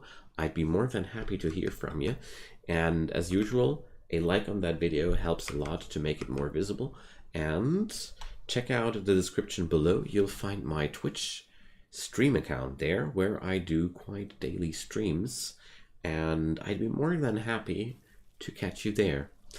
Have a nice time and see you soon. Bye-bye. Hi there, welcome to episode 14 of my Sea Ice Challenge series. I'm Icon, and today we're going to lay down some carpets and hope for a spaceship or some land-bound caravan which is willing to give us some more silver. Meanwhile, I'm starting to research the multi-analyzer technology, and yeah, well, we're going to start to build towards that spaceship slowly. And this is the ultimate goal for this series, so if anybody was asking where do we end, poor old Bishop has to leave this ice cube of a world, because, you know, I certainly wouldn't want to live here. Maybe down there, but Bishop has enough of this place. he wants to get off this place. At least that's what I want to do. So there's a lot of work to do before we can get there for sure. So it'll all start with some more traders, I suppose. I need to keep an eye out for my food stocks now, because even though I got plenty of food right now, we got some wolf, we got some bunny, we got more rice. Right now I'm not breeding any food, and therefore it's worth to keep an eye out for the food clock, because it stays ticking. But sadly I can't do more than just waiting for the next incident right now, because I got no building materials available, so I won't be able to do anything. I don't want to spend the last few scraps of stone here. That's just 5 walls. Neither do I want to spend my wood, because wood is a very, very valuable emergency heat generator. And yeah, there's really not much to do, so let's see what'll happen next.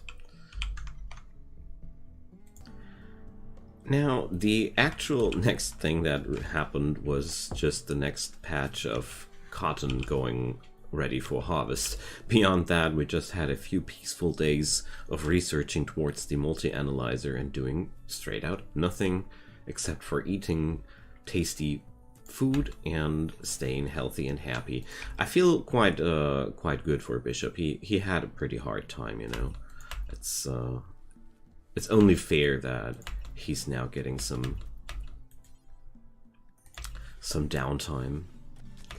I guess I will be able to harvest another full patch of cotton before I need to swap back to food production. I really feel like the installation of a real carpeting is one such big step towards cultivated living. I can't put it into more fitting words. I feel like I'm at a lack of words. This poor guy, living since 3 years like that, and now he has finally fine, fuzzy, warm carpet beneath his feet. Imagine that. And we have a exotic goods trader, Quick O Export Corporation Company. Okay, let's see. I hope these guys are buying my stuff. No, they're not. I hate exotic goods traders when you're out of money. They are so awesome when you got money, but if you don't have money, they're among the most useless things that could encounter you. That you could encounter. Sorry. Now we're going to buy exactly 1 component, because that's all I can afford, and be a little bit sad about the fact that it's going to be about it. I was so looking forward to the next trader, and now that. Let's see, Bishop is not that unhappy anymore because of the recent... Because it's been a few days that he had to do malicious things to people in graves. But it's time to continue the malicious things. Well, I just want to keep creating items. Also, somebody mentioned in the comment section lately that Noble Apparel would sell off for more money than the parkas. I like that idea. We're going to get there, but first I want to research the multi-analyzer. Or do I? No. Let's just put that in between. A inventor named Addie. Let's check out Addie.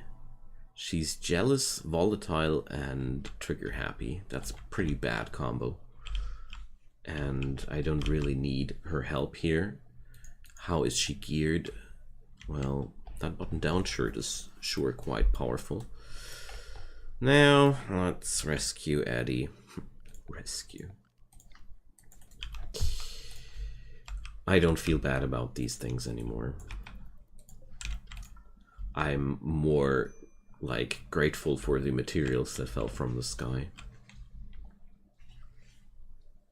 I feel like before I am able to upgrade this place and make it larger, there's really no good way of bringing new people into my place, you know. I think that's one of my biggest issues here. the lack of spacing to make that that living easier. So Addy has died. Who would have thought that? Oh man, this has happened way too often now.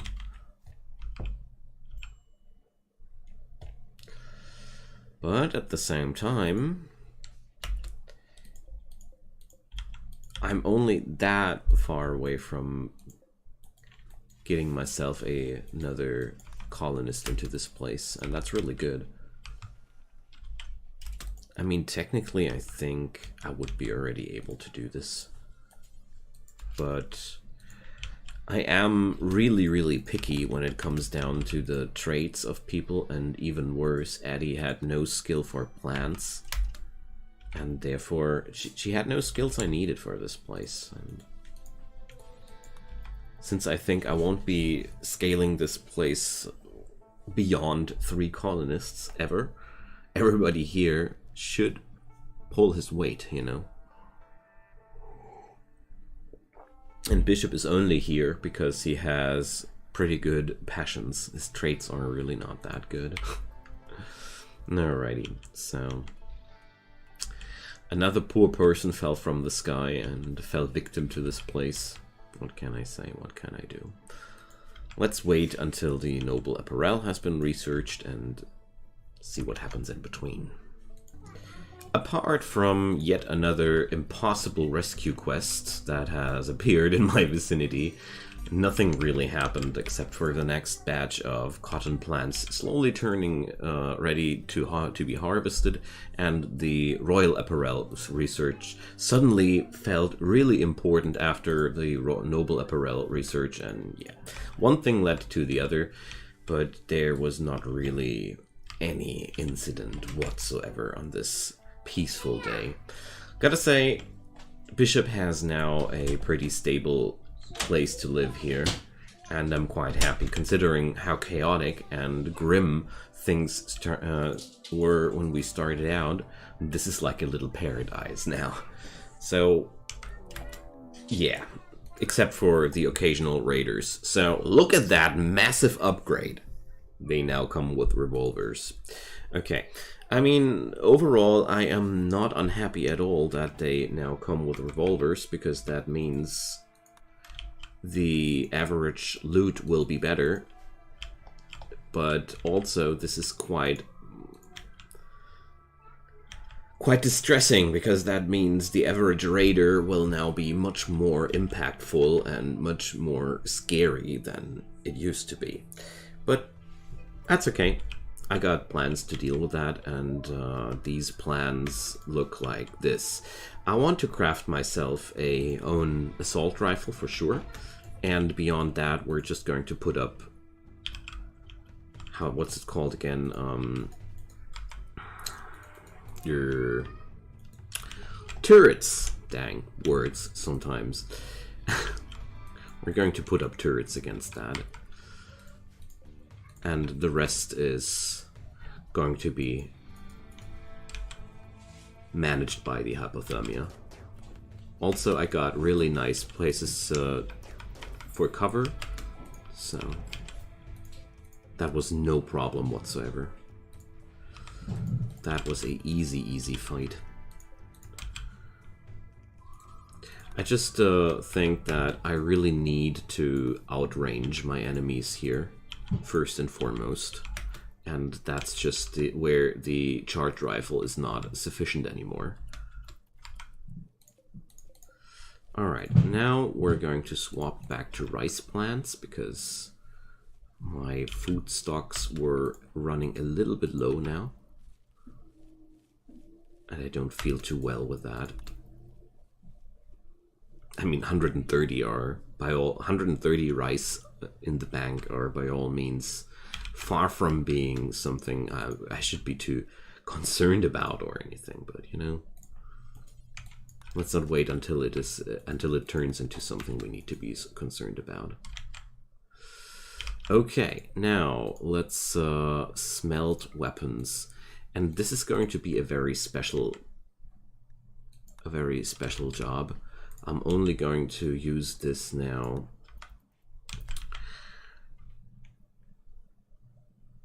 like as often as I have gear, because it's really a pain to automate firearm smelting jobs in a way that it's not really, well, full of bad surprises. Let's call it that. As soon as they start smelting in assault rifles, you know what I'm talking about. All right. Sadly, this harvest is totally not enough to sustain us, or to finish our carpeting project, much I should rather say. Okay, where's the fire? There we go.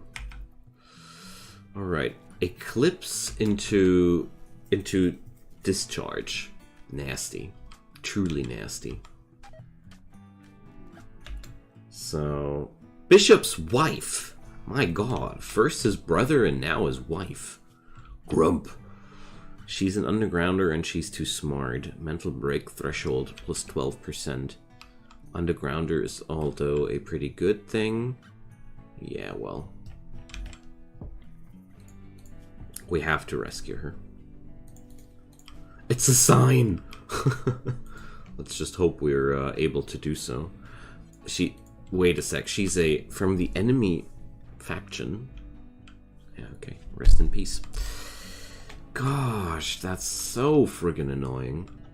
No, I have no chance. I have really no chance of saving her. There's by no means I would be able to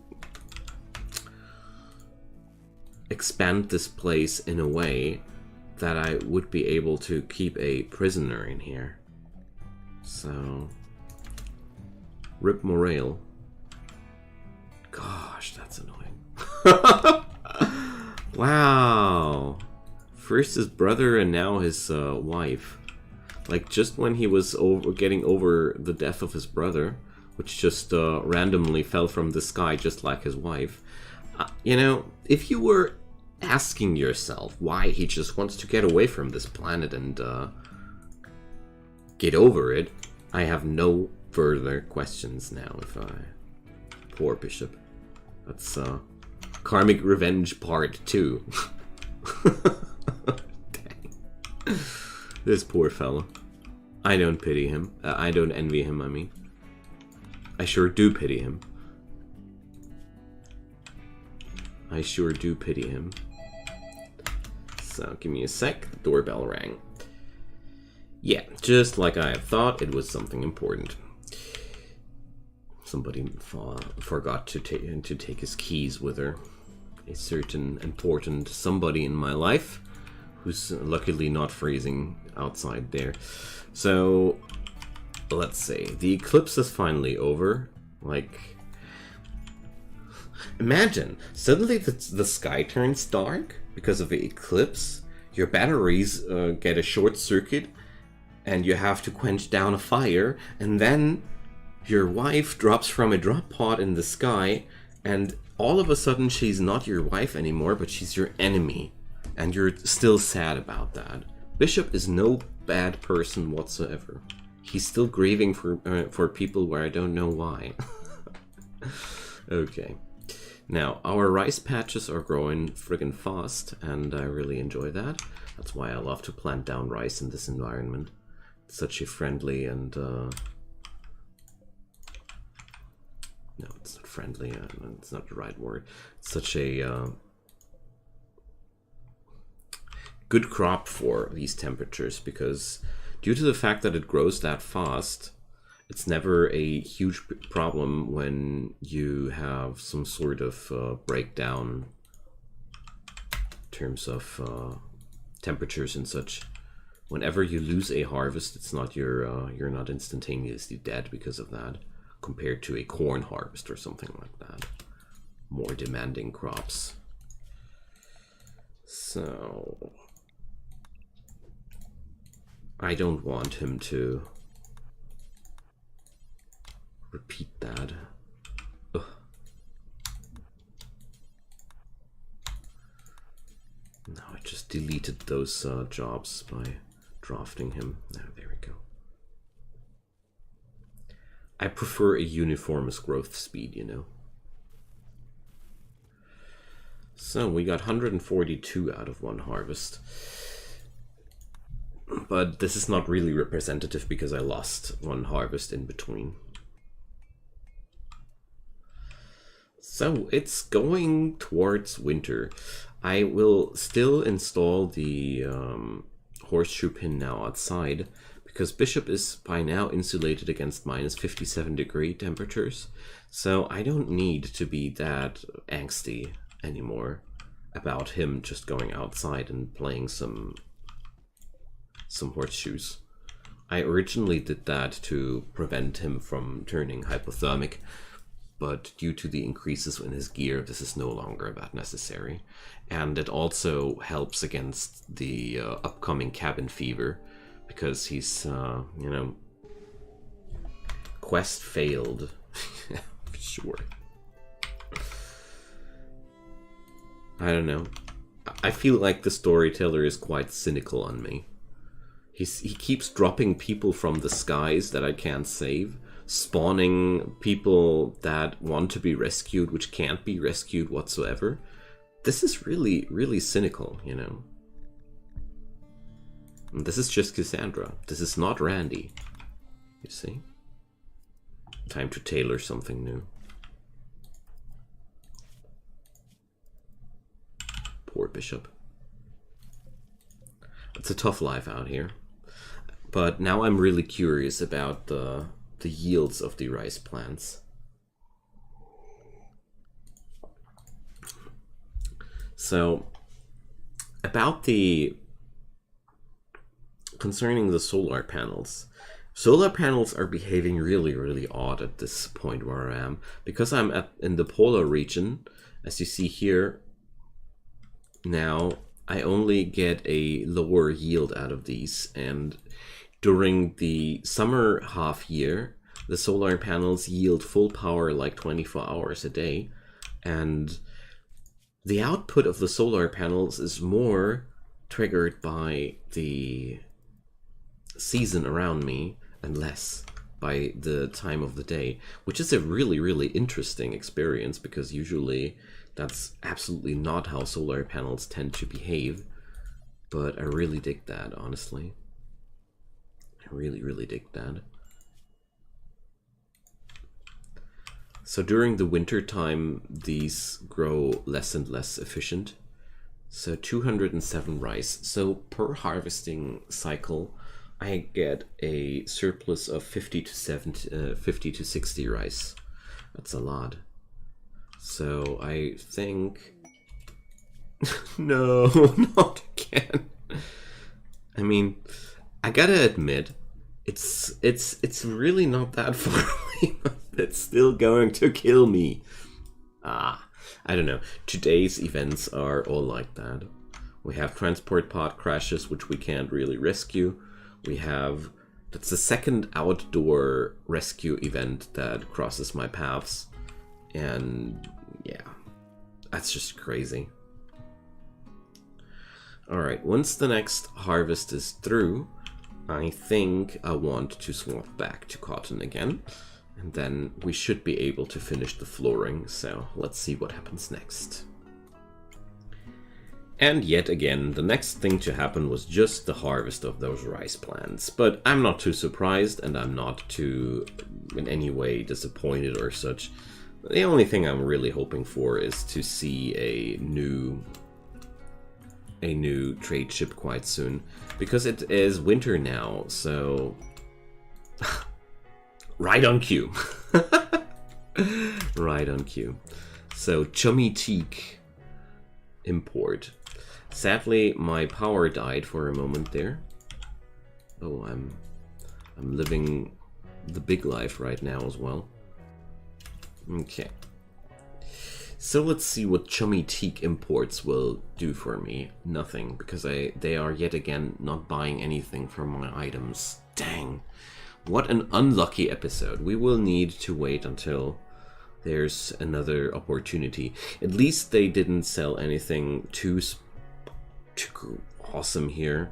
The only thing I'm really sad about is that I have to pass on that marine armor, but seriously, chances to acquire such an item under these circumstances are not too high to begin with. So let's turn on the sun lamp again and sow out the cotton plants.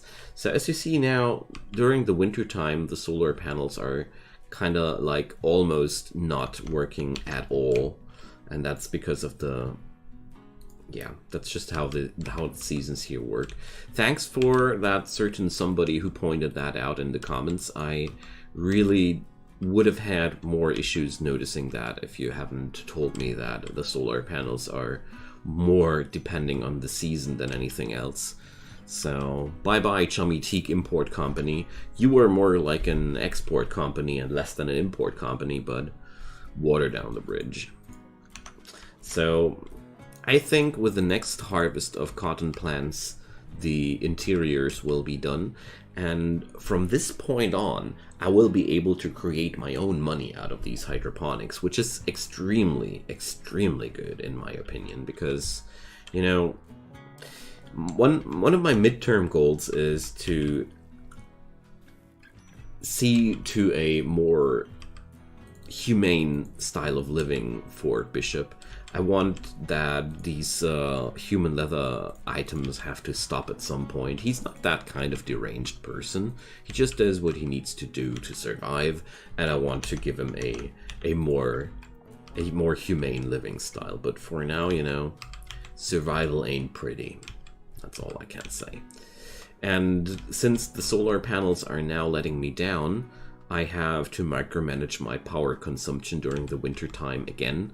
Just making sure that I'm turning off the immensely costly sun lamp whenever the power grid is not really able to tackle them in a longer period of time, like now. Minus 4,000 watt. That's just way more than I want to pay at this point. I only got 2 batteries, you know. So we have to bounce back and forth again a little bit with the power consumption. But that's just what you got to do in this biome from time to time. I overall don't know if the solar generators are actually worth my time. I think I'm going to deconstruct the second one and rather put up another wind turbine, because as unreliable the wind turbines might be, at least they produce power around the year. There's never a real power outage on those. Whereas the solar panels, the biggest problem I got with the solar panels right now is that they're letting me down while I need them the most. That's just outright horrible, you know. Let's put that down like that. Because the winter time is always the time where I would need the extra power the most. And that's the only time of the year where I can't fully rely on those guys, and that's just horrible. So, rather exchange that. Okay. Poor old Bishop is now a little bit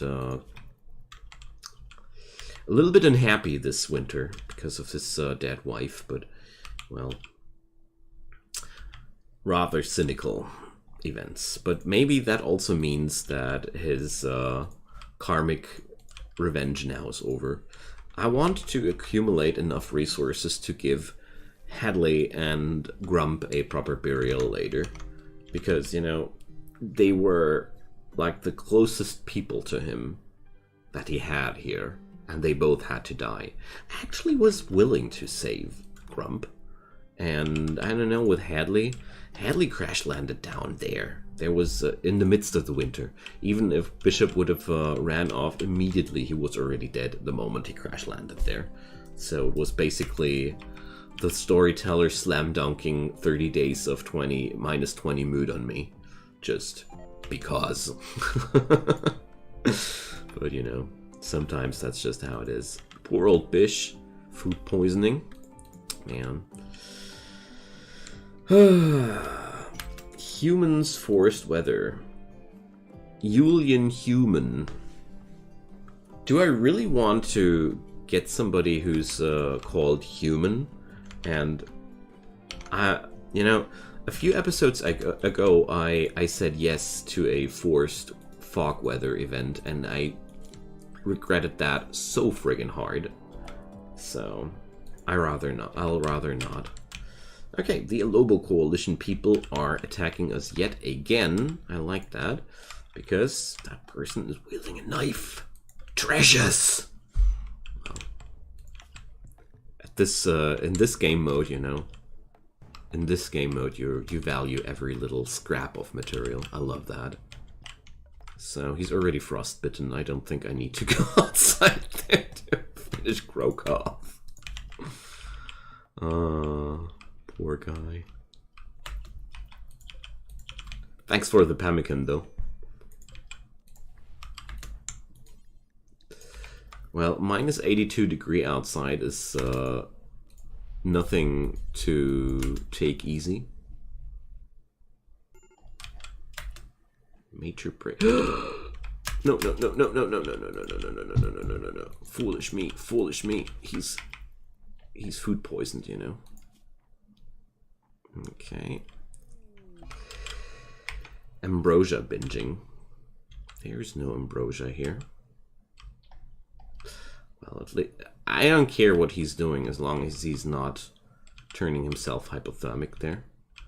Okay.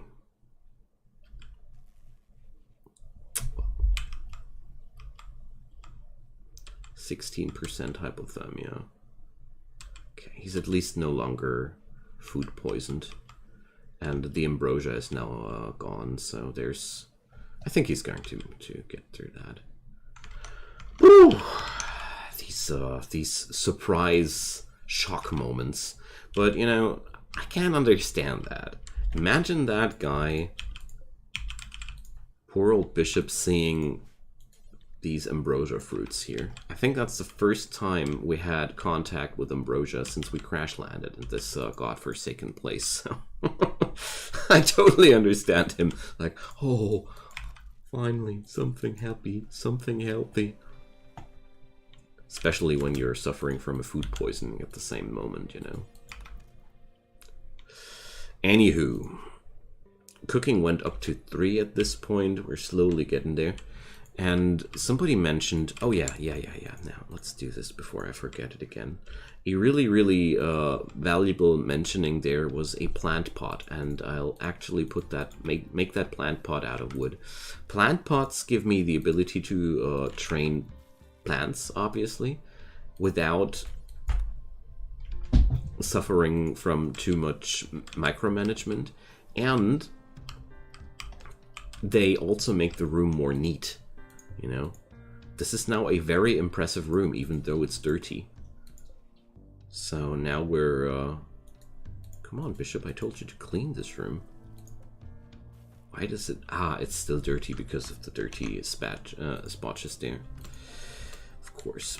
Okay, so the cotton harvest is upon us, and that's going to be the end of this room with no flooring. Me happy now. So the next step, I want to plant down some more rice and finish the carpeting. And then I think it's about time to consider expanding, because, you know, I got food, I got heating, I got more power than I need. The only thing I'm lacking right now is building material, but, well, that has never been up to me to provide that. This is all, since I started here, building material was something that has to be provided by the storyteller, so... Come on, dude. Do it, do it, do it. Oh, man, I'm so happy for him. So, we finally have this room completely furnished. Nice and everything. So for some reason there's still dirt somewhere. I don't know where, but look at that. Civilization. And still 100 units of cloth left. So that means I'd be even able to to create myself some new recreational items. So cargo pods. What did fall from the sky? Goose eggs! Oh my god! eggs are so friggin' good because they provide a lot of sustenance compared to crops. They are like superfood. If you check this out, there's 0.25 per egg in nutrition, and rice has 0.05 nutrition per rice. So this is really powerful. Okay, we're going to expand our storage zone here, and let's do a thing. I want to clear everything, but I want to favor this place for apparel for the moment. Or is that good? No, it's not. It's not. Let's rather do this for not apparel but medicine. This should do the trick.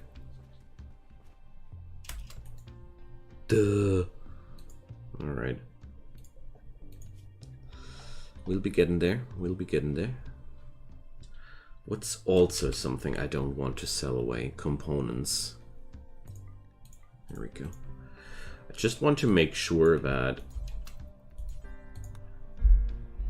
these items are not blocking the storage for the eggs, because these eggs, they spoil in 15 days, and that would be a tragedy if they did. Okay, friends, so I'd say we did enough for one episode. So we're still stuck in the winter here, but look at this. It's finally a fine carpeted... No, it's not fine carpeting. Could do that, though, in the long run. But it's a carpeted room. Bishop is now finally happy enough here. Very impressive dining room, very impressive bedroom, extremely comfortable. For now, life couldn't be better. Well, okay, maybe if we resurrect his wife, that would be an improvement.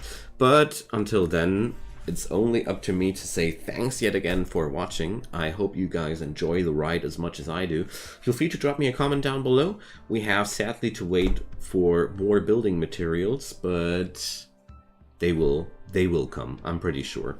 Leave a thumbs up for this series if you want to make it more visible to the algorithm. I would be more than grateful. And like I mentioned it several times before, a subscription to my channel helps a ton. Turn on those notifications and you won't miss any future releases from my side. Be that as it may, I wish you guys a wonderful time and see you soon. Stay safe. Bye-bye.